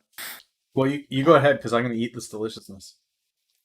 Oh man, Nikola is making some weird decisions in their 2-3 year business plan that I just do not understand. Like this, them going like this acquisition is cool and all, but they have no way they're going to secure as much money as they think on their business plan. It's just the market just won't handle it. Like Yeah. the market doesn't move that quickly for what they're trying to do. This is like the most. We talked about this when it first came out. This is like the most pump and dump hype stock that I've seen come out in a long time. Yeah. It's just like Nikola. You mean like Tesla? You mean like stonks slowly go up? Like, oh god. Yeah. But everything about their business is like it's super theoretical and super slow to adopt. That's the bigger issue I have. Like, commercial auto sales into the public sector, no problem. You're selling family cars, you're selling sports cars, you sell a decent amount of those. I do not see diesel fleets converting over to a unproven 18-wheeler with no infrastructure being shipped in from Germany that nobody knows how to repair at twice the price. Like, there is nothing about this model that makes sense. Followed up by, well, and as soon as we start shipping these trucks that nobody wants to buy over from Germany, we're going to build not one, we're going to build $2 billion plants to build the next 2 models here in the States. Like, they're expensive to buy, they're expensive to build. Nobody knows how to repair them, which means they're going to be expensive to fix. There's no infrastructure to actually fuel up on these fuel cell things. So they haven't even built them yet. Right. Like, there's no place to fuel up. That's kind of going to be a big issue for any truck company out there that's shipping. Not only that, but truck sales normally for 18-wheelers are down like 30-40%. Yeah. For the last like 2 years or something like that. That's what Martini uncovered as well when we were looking at this. It's like I don't see what everyone else is seeing in the stock. But even worse, fuck, dude, it sounds like Tesla, so might as well. Well, that's the problem. Even worse, they need to pick up 5 to 7% market share over the next 4 years in order for their cash flow to be viable. And that might, let's say, on the off chance 4-leaf clovers are growing aplenty, they're able to do that. That would be in the event that they don't have a competitor entering the market at the same time. But we have a proven competitor, Tesla, bringing their truck to market at half the price. Mm-hmm. Half the price. Okay. With an infrastructure already in place. Like, I need to make a comment real quick because this I get triggered easily. That's what people said when Tesla came out too. There's no place to charge up. Yes, that is what people said when Tesla came out. Also, Tesla's stock price when it came out didn't do anything. It was only until they got all that infrastructure set up that Tesla popped. Yep. And even then, it still wasn't trading as high as Nikola is right now. It also wasn't moving cars. It took 4 years to do that. It took 4 years for them to do that. Nikola says that they can do it in 2. Not only are they going to do not even half of what Tesla is doing, but like I don't. Whatever. You guys can make your own decisions on it. I won't touch that thing in either direction. That thing is radioactive to me. Yeah. And Tesla built their plant stateside, right? So they were building the cars in the US, and they were able to cash in on a lot of the green and eco initiatives in the US, which made it viable for them to start on their deployment. Even further, they did in California, right? Mm-hmm. Tell me where Nikola is looking to put their plants. Germany and like Kansas Georgia. City, right? Georgia. Germany and Georgia. Mm-hmm. Georgia may be big for the trucking industry, but as far as eco goes, not necessarily your best bet. So like no, you're not triggering us on. It's just you're triggering me, brother. I'm kidding. I'm good. This one is just one of those things where anybody who is bullish on this thing hasn't read the filing, hasn't read the prospectus, has no idea what the plan is. And as soon as you tell them the plan, they usually lead with, "That's not true. You haven't read it." And it's like, no, no, no. I read the entire thing. It took me 2.5 hours to break it down. I'm telling you, go read it. And usually 2 days later, they come back and go, "Man, Nicola's a piece of crap." Yep. Welcome to the party. Yeah. I don't even know that Denver would be a good place for it because Denver's not huge on the eco solar initiative. What made California the big brain play at the time was all of the green credits, all of the stimulus for green energy and solar energy and all that crap. Tesla can talk about Colorado and Texas now because he's built the infrastructure. He doesn't need to be there for the credits anymore. He's profitable. Tesla also was private when they were doing that, right? So they were just able to, they didn't care about their balance sheet. Yep. Right? Yep. Yeah. These are two different companies. The only reason like people combine them is because the dude's name was Nikola Tesla. Like, like that's the similarities. Like, well, I guess okay. like fuel cells technology. Yeah. Anyways, Green truck. Green truck is the. I don't know that it's just on the name. I mean, for the hype part of it, yeah. If you gave me another green truck company, I'd probably feel the same way, to be honest. Right. Mercedes or Volvo, which are also building a green truck and already have market share in that industry. Yikes. They're still like 30% sales down. Like, yeah. Man, that's a rough market to get into. Yep. And all the analysts that are covering it are saying that's a good thing.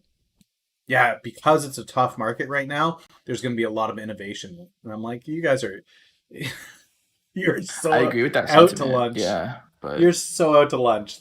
At some point, you have to come to reality. If you can't afford to buy new trucks, you're not going to buy new trucks. You're going to replace the same old diesels that you had. The diesel fleets aren't concerned about their carbon footprint. They aren't. Like, they just are not. Uh-oh, Disney. DraftKings. How are we doing with DraftKings? DraftKings is up to 40. I think this is a good spot for DraftKings, actually. This 45 to 40 window, I think that this is reasonable. Oh, yuck. I've just been playing Boeing all day. This is just a fun stock to play today. Okay, FAA gives it approval. Where does Boeing go? Oh, my ability to find a price target on Boeing is out the window right now. I have no idea. No idea. I'm usually pretty solid on price targets. This is no. There's too many players in the game with unlimited cash. That's a no-go price target right there. The price target officially is null. Yeah. Could not find. One of the things that makes Boeing especially difficult, guys, is how deep the Saudis are into it now. They took a huge position last night. They put billions into Boeing. Which is, I learned playing Uber that you don't bet against the Saudis. When the Saudis say this thing will live, it will live. and that's the end of it. The Saudis are saying it and the U.S. government is saying it. Like, who knows, man?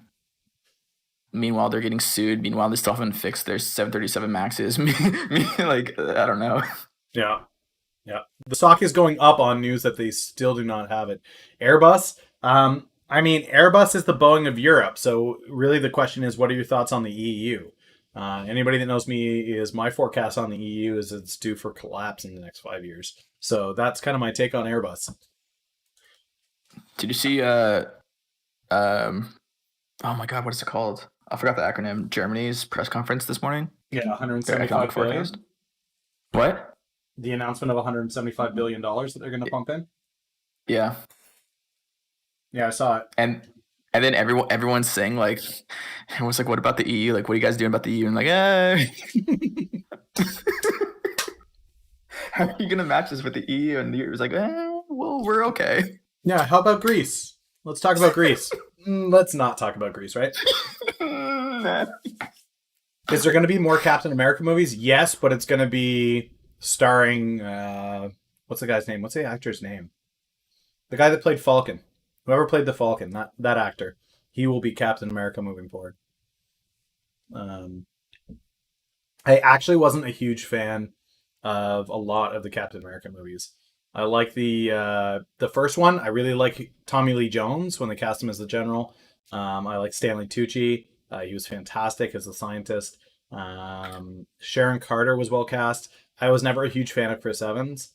He kind of grew on me in Winter Soldier. He did pretty well with that. Civil War was tacky garbage. And then he was just a meme from that point on. He did not do justice to the character whatsoever. Stock guy would have made a much better Captain America. Anthony Mackie. Yeah. Anthony Mackie will be playing Captain America moving forward. Marvel movies are a meme. Yeah. Huge fan of Edward Norton's Hulk, though. I really wish they had continued to run with him. I like Ed Norton. Yeah. Too bad he's like a total jerk to work with. Yeah.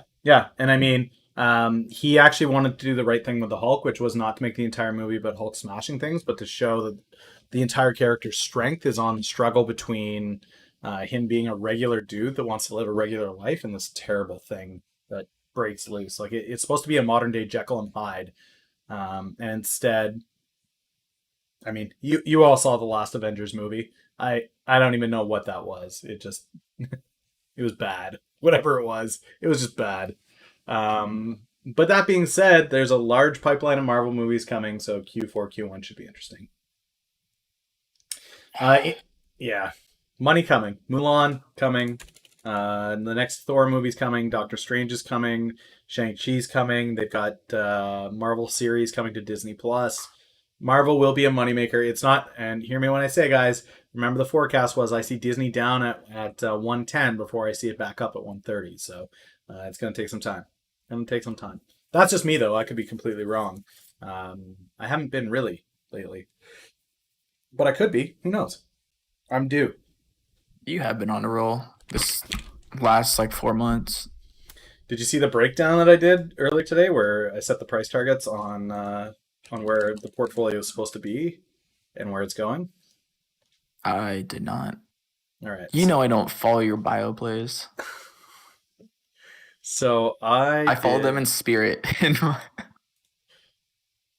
So okay, here it is. So I didn't put in what the actuals were on these months because I didn't have it from the get-go, but so January 3000 is where we started.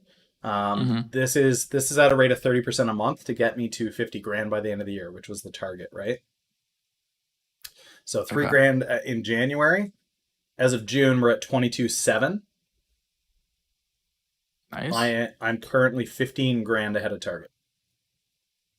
So if I can continue at this pace and continue making the plays that I should make, I will actually double my target by the end of the year. Oh, that's fun. Yeah. That's always a good thing. Yeah. $3 grand to 100. Or do you hit your target early and then just do nothing the rest of the year? I think I want to push it, right? Like I'm looking for the Bloomberg article where they call me up and interview me because I took $3 grand and made it into 100,000 during one of the worst markets in the year. Right? Worst market in history, and you took $3 grand and turned it into 100. Like, yeah, I did that. I posted a video, or not a video, like the name of the person doing the video, saying that hedge fund hires are up. Like if they're hiring people that can make money in like this time because a bunch of hedge funds blew up. So they're like every shitty trader on Wall Street just got fired. So they're picking up a bunch of the ones that didn't blow up their accounts. Yeah, I don't know that I would ever want to work for a hedge fund because you lose that autonomy, right? I lose the ability to shit talk and I lose that ability to take the insane plays that I see value in and I want to make a play on, right? So I would. It would be fun. I know you would, but for me, if I can do what I'm doing consistently, why do I need a hedge fund? Right? Like, why? Job security, brother. Gross. You know I hate that. Job security. I make my own security. It is nice though. I've noticed more because lately that if I'll like hit my price targets, some days I'll just be like, nah, I don't really feel like it. Let's go do something else. And It's I mean, super I, nice. I have days like that too. The stream in the morning keeps me honest, where like I have to keep showing up. I have to keep doing Hmm. things. But I mean, even still, there are days. Yesterday, Wednesday was one of those days. Most Wednesdays tend to be those days where it's like nothing happening. Market doing nothing. No news. No nothing. Market is so tone deaf to Trump and anything happening there. Nobody cares anymore. Yeah. I remember when Trump would tweet and it would move the market like crazy. Are we watching the new Michael Burry? That would be the hugest compliment I could ever receive, and I would absolutely love it. I would love it. To be the guy that's completely socially inept and yet still makes crazy plays that baffle people. I would love to have that. I would totally have a beer with Burry and be socially awkward and just sit there with him drinking beer and not talking. People would walk by and be like, "This is weird." Like, no, this is amazing. I am actually having the best time in the world sitting here not doing anything with Michael Burry. No, brother. Uh, Look Up at to date, what are some of my favorite plays? I like ACRX, I like MBRX, I like Waiter, I like GameStop. And I've been called insane by dozens of people for each and every one of those plays. As you learn to buy the daily dips, what is your favorite early morning research and your watch list? 1 day, 2 day term. Favorite early morning research for me is, and this is going to be super boring, is reading through all the FDA approvals and test results. Which is it's like, and I said this earlier, guys. So if you missed it earlier, reading bio reports is like taking fresh sandpaper. Get yourself some new sandpaper, not something that's been worn down. Some of that really coarse stuff, that you would use on hardwood, and then apply two pieces directly to your eyeballs and scrape for 2 hours. That's exactly what it feels like to read medical reports. But the reason why I love them is because if you are the guy that's willing to do that, you can point out these insane plays. Now, Hitch was joking about a portfolio being up 40%. What Hitch has been doing is, as I make these insane calls, he's been taking one share, a single share of them. And what was the portfolio? How's that performing for you? Actually, we're down, so we're up only 18% now. So I went from 40% up to 18% up. Yikes! Unlucky. It was Yeah, 40%. and like let's keep in mind when I take the one share, the most expensive stock I have right now is $1.68. So I am still beating the SPY year to date, guys. Like I'm up 18%. I'm still outpacing the SPY on one share without him taking exits. He just has them sitting there. I've taken exits. Oh, have you? Should I be getting out of these? Okay. No. Yeah. Well, I exited some of them. If you're still in DMPI, you should have got it, but you can still hold it. That one's gonna go back up. All right. You guys want to see how I start these RSS feeds again? Okay. So we search something that we want to know. Let's say Disney. I'm super interested in Disney, and I want to know all things about Disney.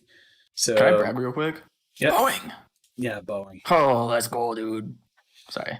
So you search it after you've got the feeder extension. You search it. You scroll down to the bottom of the page. You'll see create alert. Create the alert. Go into options. As it happens, automatic. So this is giving me news, blogs, anything on the internet, videos, anything. United States is all I care about because I'm trading the US market. If you're in Europe, you may want to trade the European news. That's up to you. Only the best results are all results. I want to know it all. I don't find that Google does a good job discerning what the best results are for me.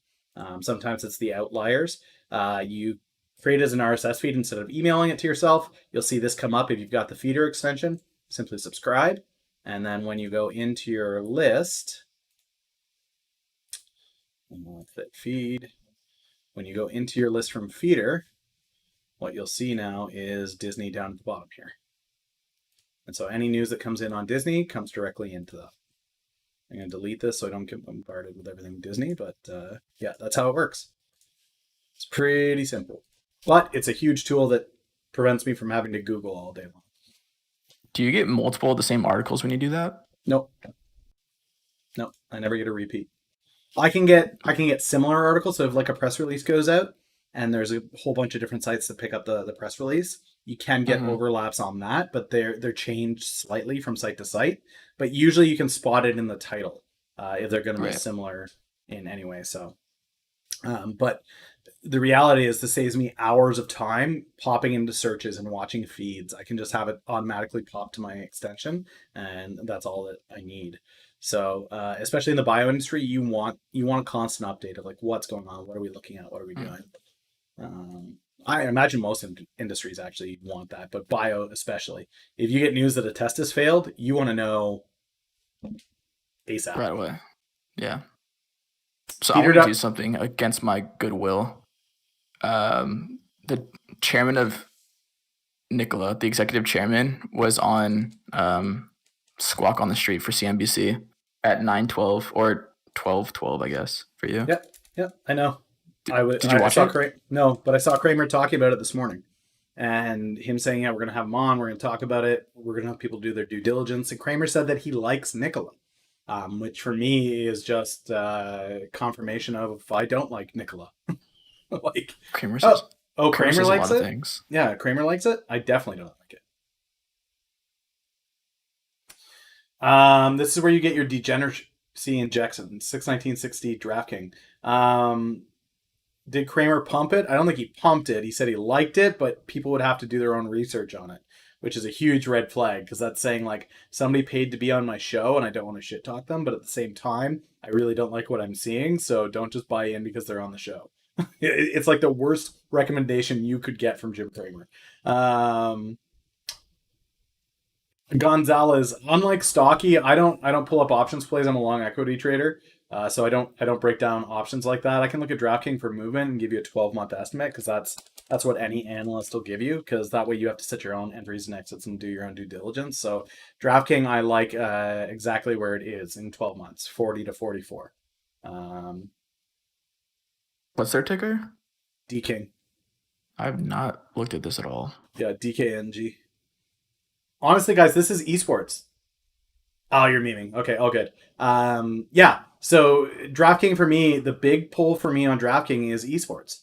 So if gambling and sports opens back up, all the casinos win. All the casinos win. And that includes DraftKings. And DraftKings may not be a typical casino, but it lacks the overhead, which makes it that much better. Beyond that, what I like about DraftKings is in the event that we see a resurgence in COVID, there's a COVID 2.0 that's coming down the wave, and we go back into lockdown, all those brick and mortar casinos dump. DraftKings does not. DraftKings actually probably would gain on that a little bit. The California vote will be a big pump for it, but I think it'll level out around 40-44. In the event that we do see a COVID resurgence, this goes up to 60. In the event that we see rapid adoption of esports into gambling, and we actually see numbers coming in on gambling, this could go to 80. But those are big ifs, ands, and buts that I'm not going to play on. Given the current information that we have, I think 40 to 44 is a very reasonable price for this. The rest of that is conjecture. Yeah, they run into a lot of like government issues, DraftKings, more than anyone else. And plus, I'm pretty bearish on esports anyways. I don't know. I'm going to stay away from it. It's not really my space. I don't really know a lot about it. Yeah. And I don't really like where they're at. It's definitely out of my space as well, but I get a lot of people asking about casinos, and it's like, I don't like casinos at all. I love casinos. Casinos are extremely recession-proof.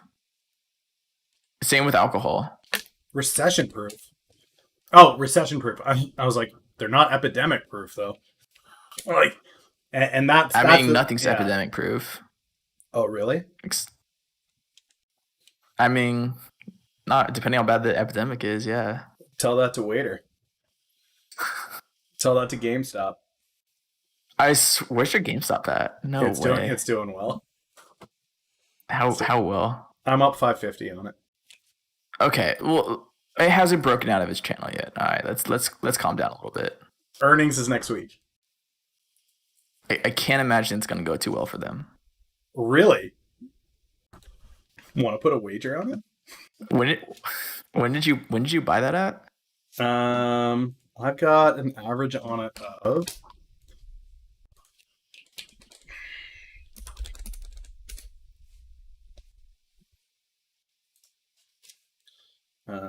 575 Canadian. I've got an average of 425 on. Okay. Yeah. So this earnings coming up is on a historical record set for video game sales in Q2.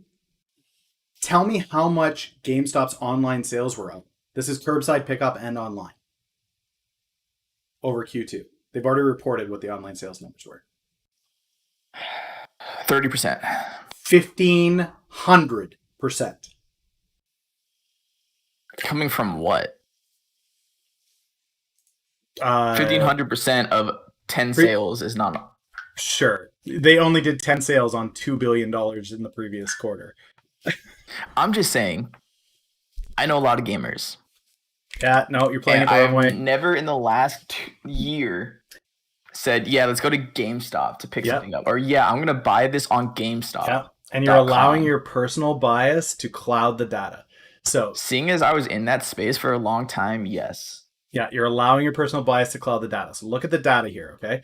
So on screen, what we have is their latest quarterly earnings and the upcoming one, okay? So their Q1 earnings, the EPS estimate on this was positive to the effect of 80 cents. They beat it by 48 cents. This is Q1. This is not the historical record quarter. This is the January to March quarter. Yep. Okay, so they $1.27 EPS. Okay, revenue, actual revenue, 2.19 billion. Okay, they missed on revenue by 17 million. Okay, which isn't really a ton. They had 2 billion in sales. The estimates for the upcoming earnings is they expect them to lose 73 cents a share, and they expect them to only have $1 billion in sales. Half of what they had in Q1. There's been no upward revision. They just got a downward revision last week. I think their earnings are going to go very well. Very well.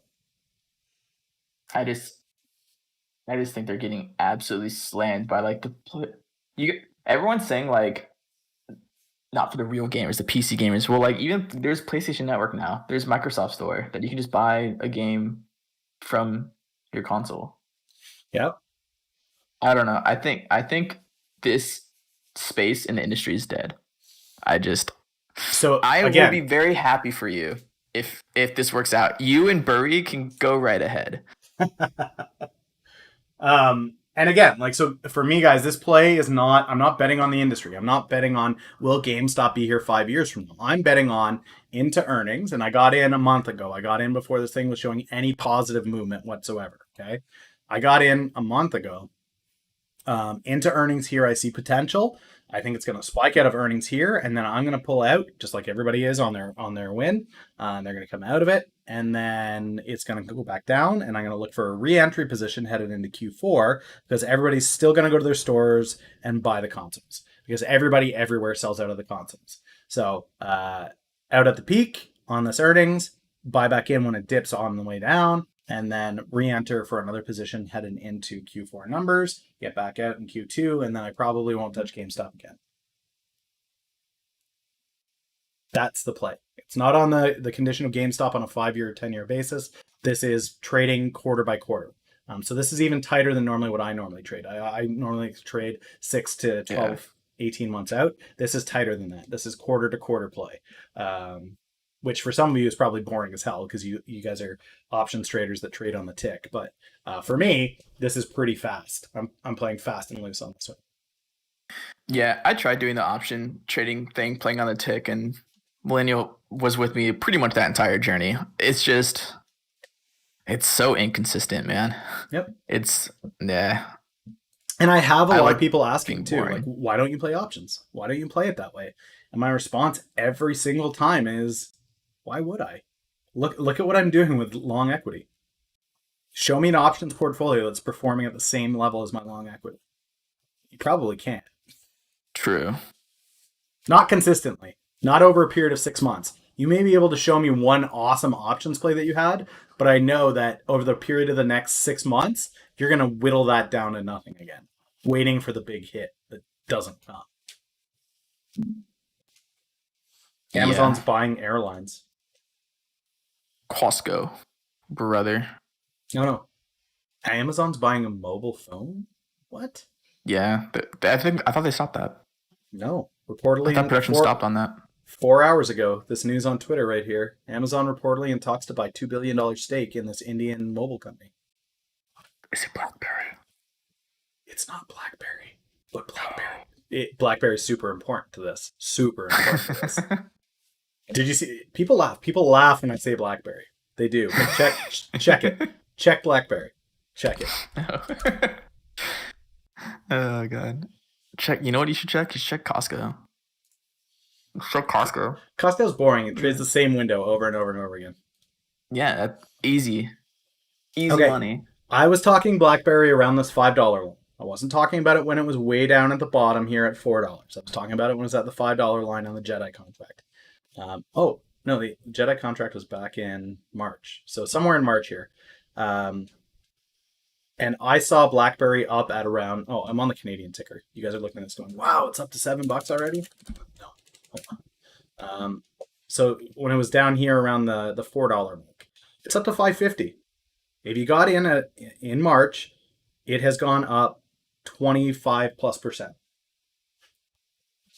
BlackBerry, right? Like, this is why these long equity do your due diligence plays pay out. Nobody would have said, oh yeah, sure, you made 25% on BlackBerry. That just made sense. There's people that are in this stock right now making profit on it that don't understand why it's doing what it's doing.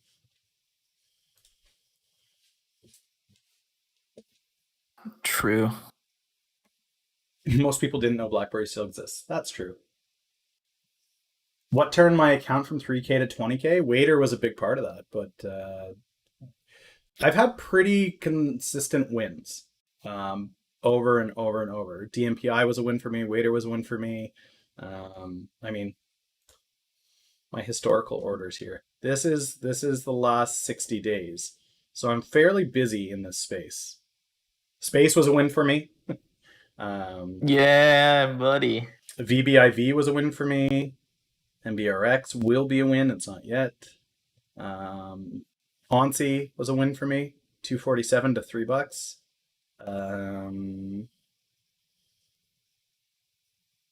It's just consistent wins, guys. It's not, and this is where I know a lot of the guys that trade the options are scratching their head of like, how do you grow a portfolio like that? Well, you don't grow it by being fast and loose and hoping that a single play plays out. And if Martina was here, she'd call BS on me right now because of ACRX. But why do I think everyone is sleeping on ACRX? Because you had to read. I spent 8 hours reading medical reports on where ACRX is going. 8 hours of medical reports to see the value. How about this, Millennial? I think the number one thing that the question was before, like, how do you do so well? How do you do that? The number one thing is you need to be an expert in your own space. Yep. You need to find a space and be an expert on it. Like going from like Beyond Meat to GameStop to like space to CRM to Costco, like you're just jumping around. It's too many industries to know fully. Just pick an industry or pick a section of stocks and just understand them to the core. And then it's way easier to see how they react to certain stuff. I don't have a PhD, but I am the Baron of Bio, so I don't know where that qualifies. I am definitely not a doctor, but I have had some lengthy conversations with doctors of late, and I can keep up. I can speak doctorese now, which is no small feat for somebody who's never had. Like, I'm a high school dropout. I've never had any medical training whatsoever. For me to be able to go toe to toe breaking down medical reports with doctors and surgeons, it's not bad. I'm doing all right. But yeah, it's definitely stay in your lane. And that's not new advice. That's advice that's been around since the dawn of commerce. So like thousands and thousands of years. Stay in your lane. 100%. Know what 100%. You know. There's all those old finance books that was like, oh yeah, this is the best book on finance. It's like written in 1930. It's like there's a reason why those books exist. It's because the advice is super simple and it works. Stay in your lane. So ACRX, my average position in ACRX is $1.63. And people are like, look, you're down right now. Look, you're down. Yep. So this is where my trading differs huge from a lot of people, where they go, "Look, you're down, you're losing." And in my mind, when I hear that, it's like that's funny. I don't even consider myself as losing because where I see ACRX is I'm looking at it and going, I see this at $9. I don't see it as losing. I already see it at $9. So for me, it's like I'm not winning yet is more the theory on it than I'm losing. Same thing with Waiter. People looked at me like I was insane with Waiter. Absolutely nuts. 100%. And here I am People did again. look like Bought in today on Waiter. 13.50 in Waiter. people did look at you like you were crazy with the waiter. I very much remember that.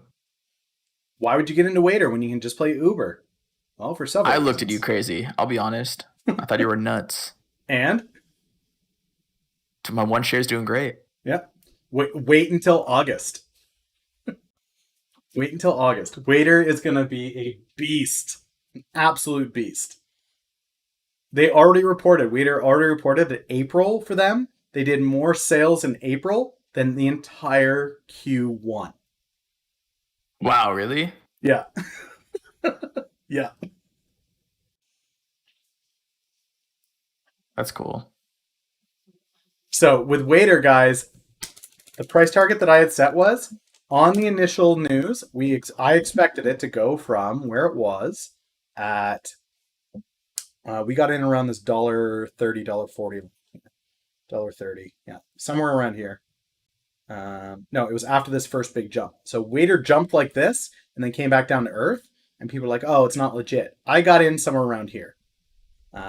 And then we waited and we waited and we waited, and people looked at me like I was insane over this period here from March until May.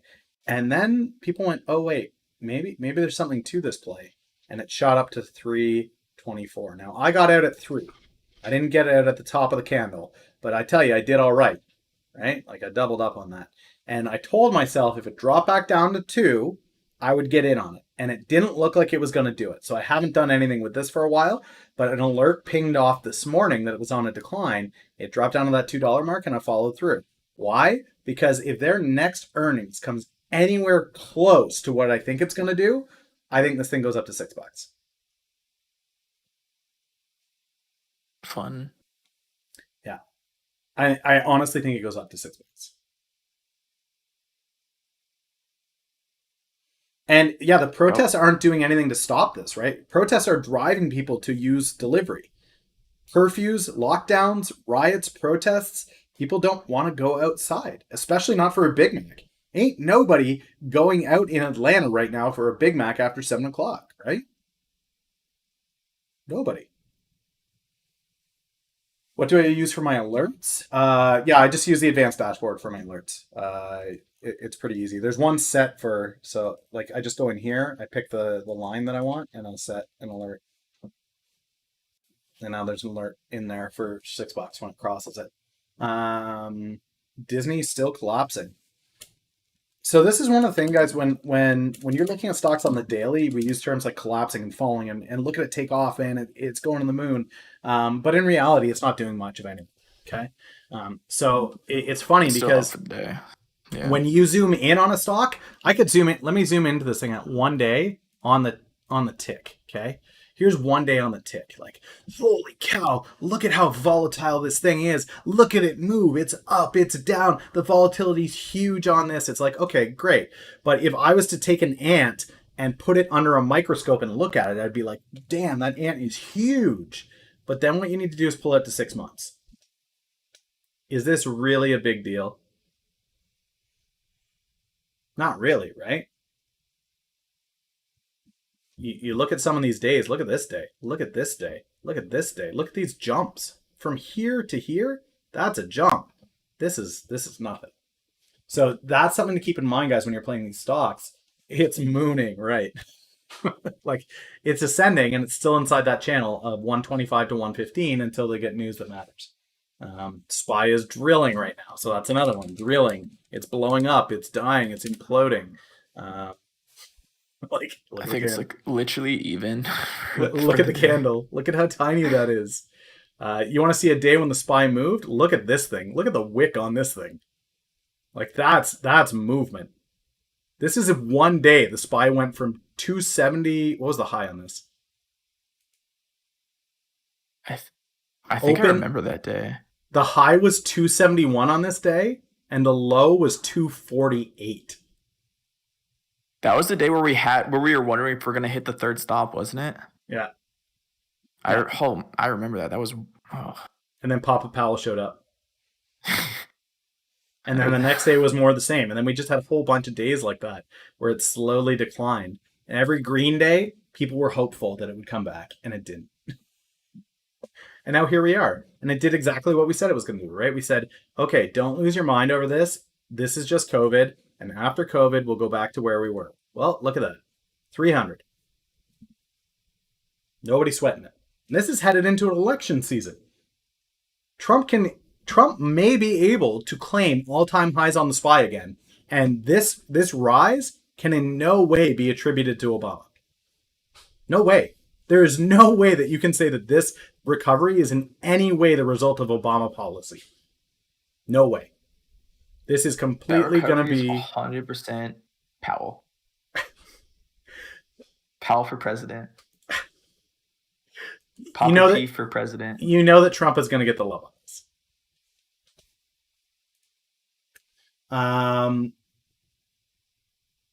Exception is Genus. Let's take a look at Genus over 6 minutes. So I had at the point where it was down here in early May at this $1.30, $1.40 line, I had it at $8 or $9 over 12 months. All it's done is escalate far faster than it should have. And yeah, it had a good day, but there's no way this stays up at this level on rumors of Disney buying it out, when the only real tie to that is that the CEO used to know a guy at Disney. Like that's thin. That's super thin. Cuomo Powell. Cuomo gets no credit for anything.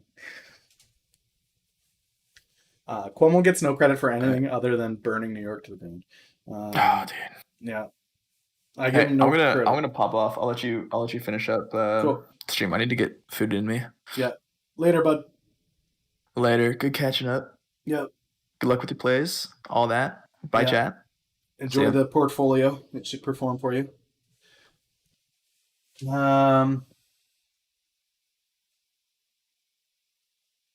Yeah.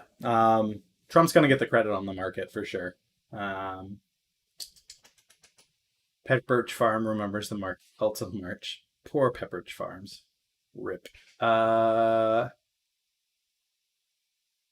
There will be an ebb and flow on Disney, but then we're actually going to get the next quarter results that are going to show how bad the bleeding was on having their parks down. And I think Disney goes down to 110 before it goes back up to 150. I've got a 12-month 130 on Disney. I think there was something else somebody wanted me to look at up here. I'm just going to check in on Rita to see what her deal is.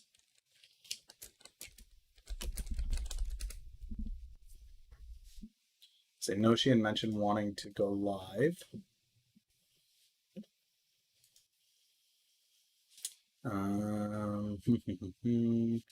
I need to grab some water here, so I will be back in 2 seconds. You guys have Colonel in chat there, so he will entertain you briefly while I go top up my water.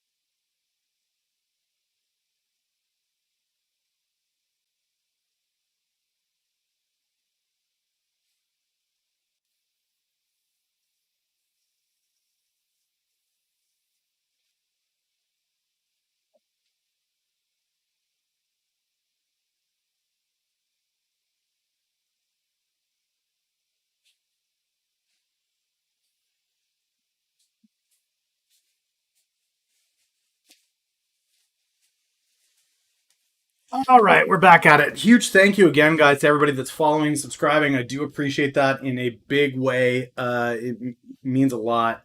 Um,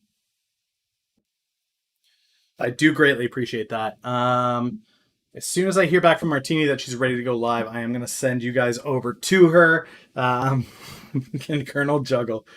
I've seen him juggle. He's juggled like a whole portfolio all at once. And there's the prayer.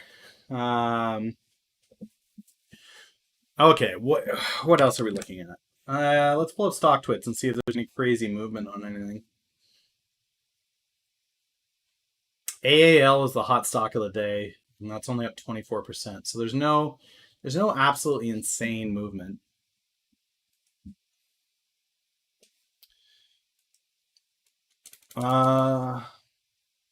Going to change the time for all days like today? No, I'm not. No, I did my 4:30 a.m. stream, which is why I'm starting to get kind of worn here. I did my 4:30 a.m. stream till 7. Took a little bit of a break, came back for Stock Guys chat, heard that or Stock Guys call, heard that he wasn't going to be streaming today, so I decided I would just to bridge the gap between Stock Guy and Martini. But as soon as Martini taps in here, I'm going to step out. Okay, so TMDI is up huge on volume. VISL is up huge. XSPA, Hertz, TRXC.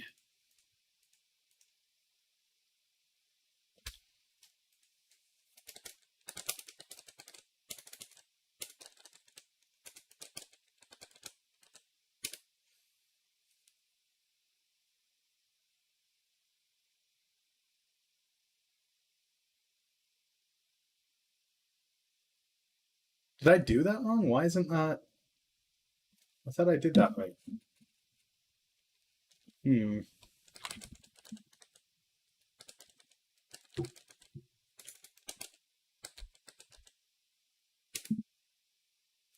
There's Martini, guys. That's where I'll be sending you. I'll raid. You don't need to go there, but that's Martini. And then you guys know Stock Guy. If you don't know Stock Guy, you probably should. But we're not there yet. She's not ready to roll yet. So I am still with you guys for a little bit. We're going to keep looking. Okay, so TSN.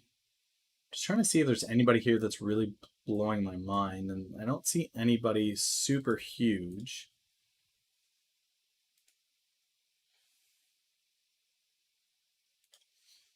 ACRX is up 3.5% today, so that's probably pretty good for my portfolio. Yep, 400. Waiter's down as much as it's up, though.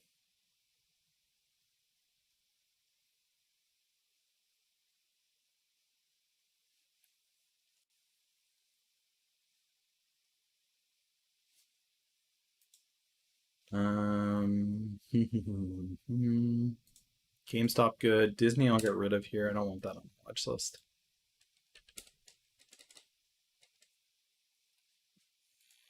MSI I don't want on here. Let's head over to Seeking Alpha.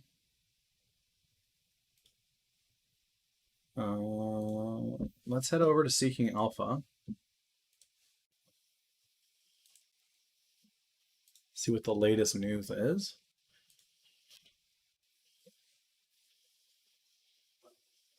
Oh, LVS is down sharply. Companies, casinos in Singapore is under investigation for money laundering. Thanks. That's a big no-no in the casino industry. If you are caught laundering money. Yikes. Look at that. Nice little $2 drop. Went all the way down to 49.50. It's recovering a little bit here, but that's some scary news. Yikes. That's not the kind of chart that you want to see.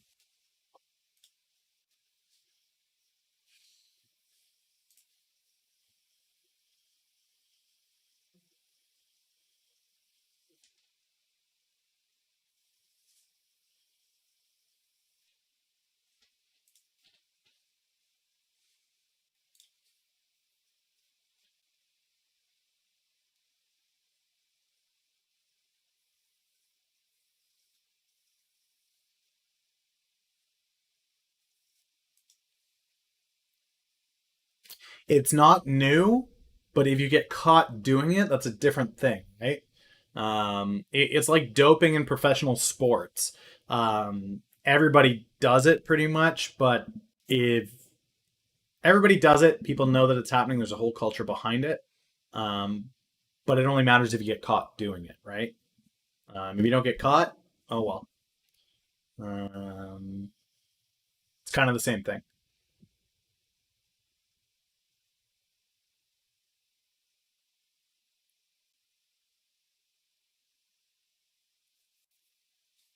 Which is an unfortunate statement for both the casino industry and the um,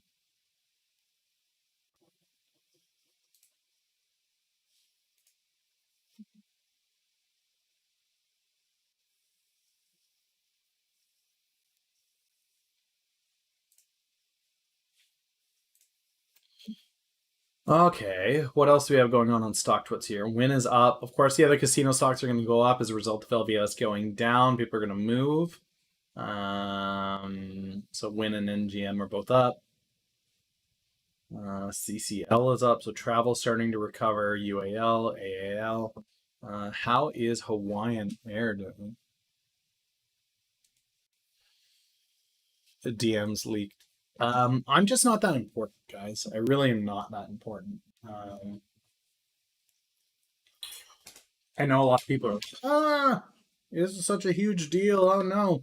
Honestly, I'm not that important. If you have nothing better to do with your time, then so be it.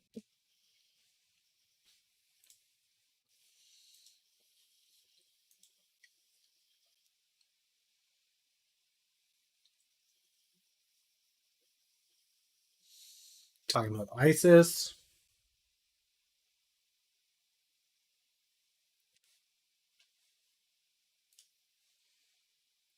ADMA.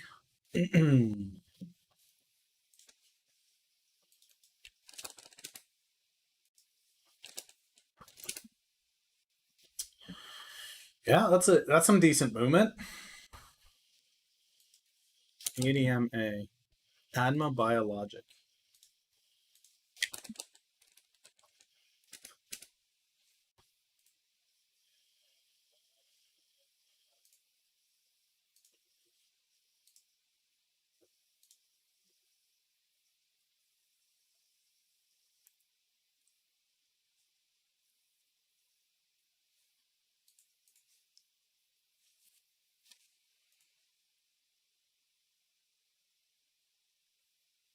Well, I appreciate that. I do. I do appreciate that.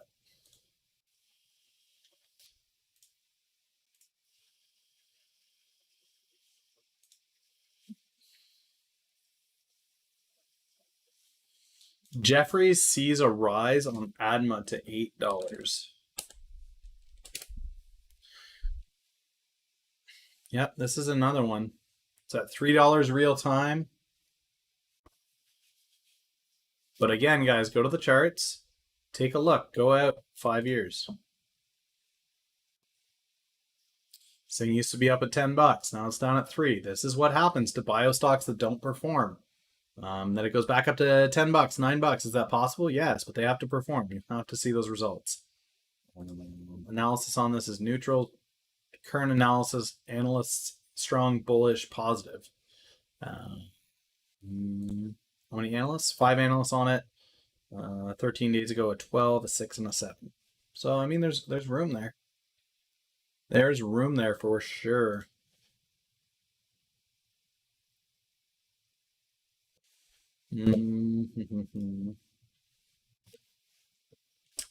Just going to check and see.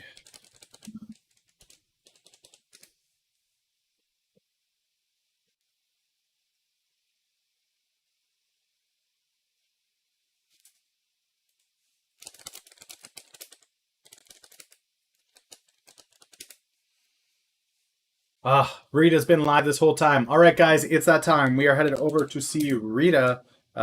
Be nice. Tell her I say hi. I'll be over there to lurk with you guys very shortly. Later, guys. It was an absolute blast. We'd definitely do it again. I'll let Stocky know when he can't stream. I'll be around.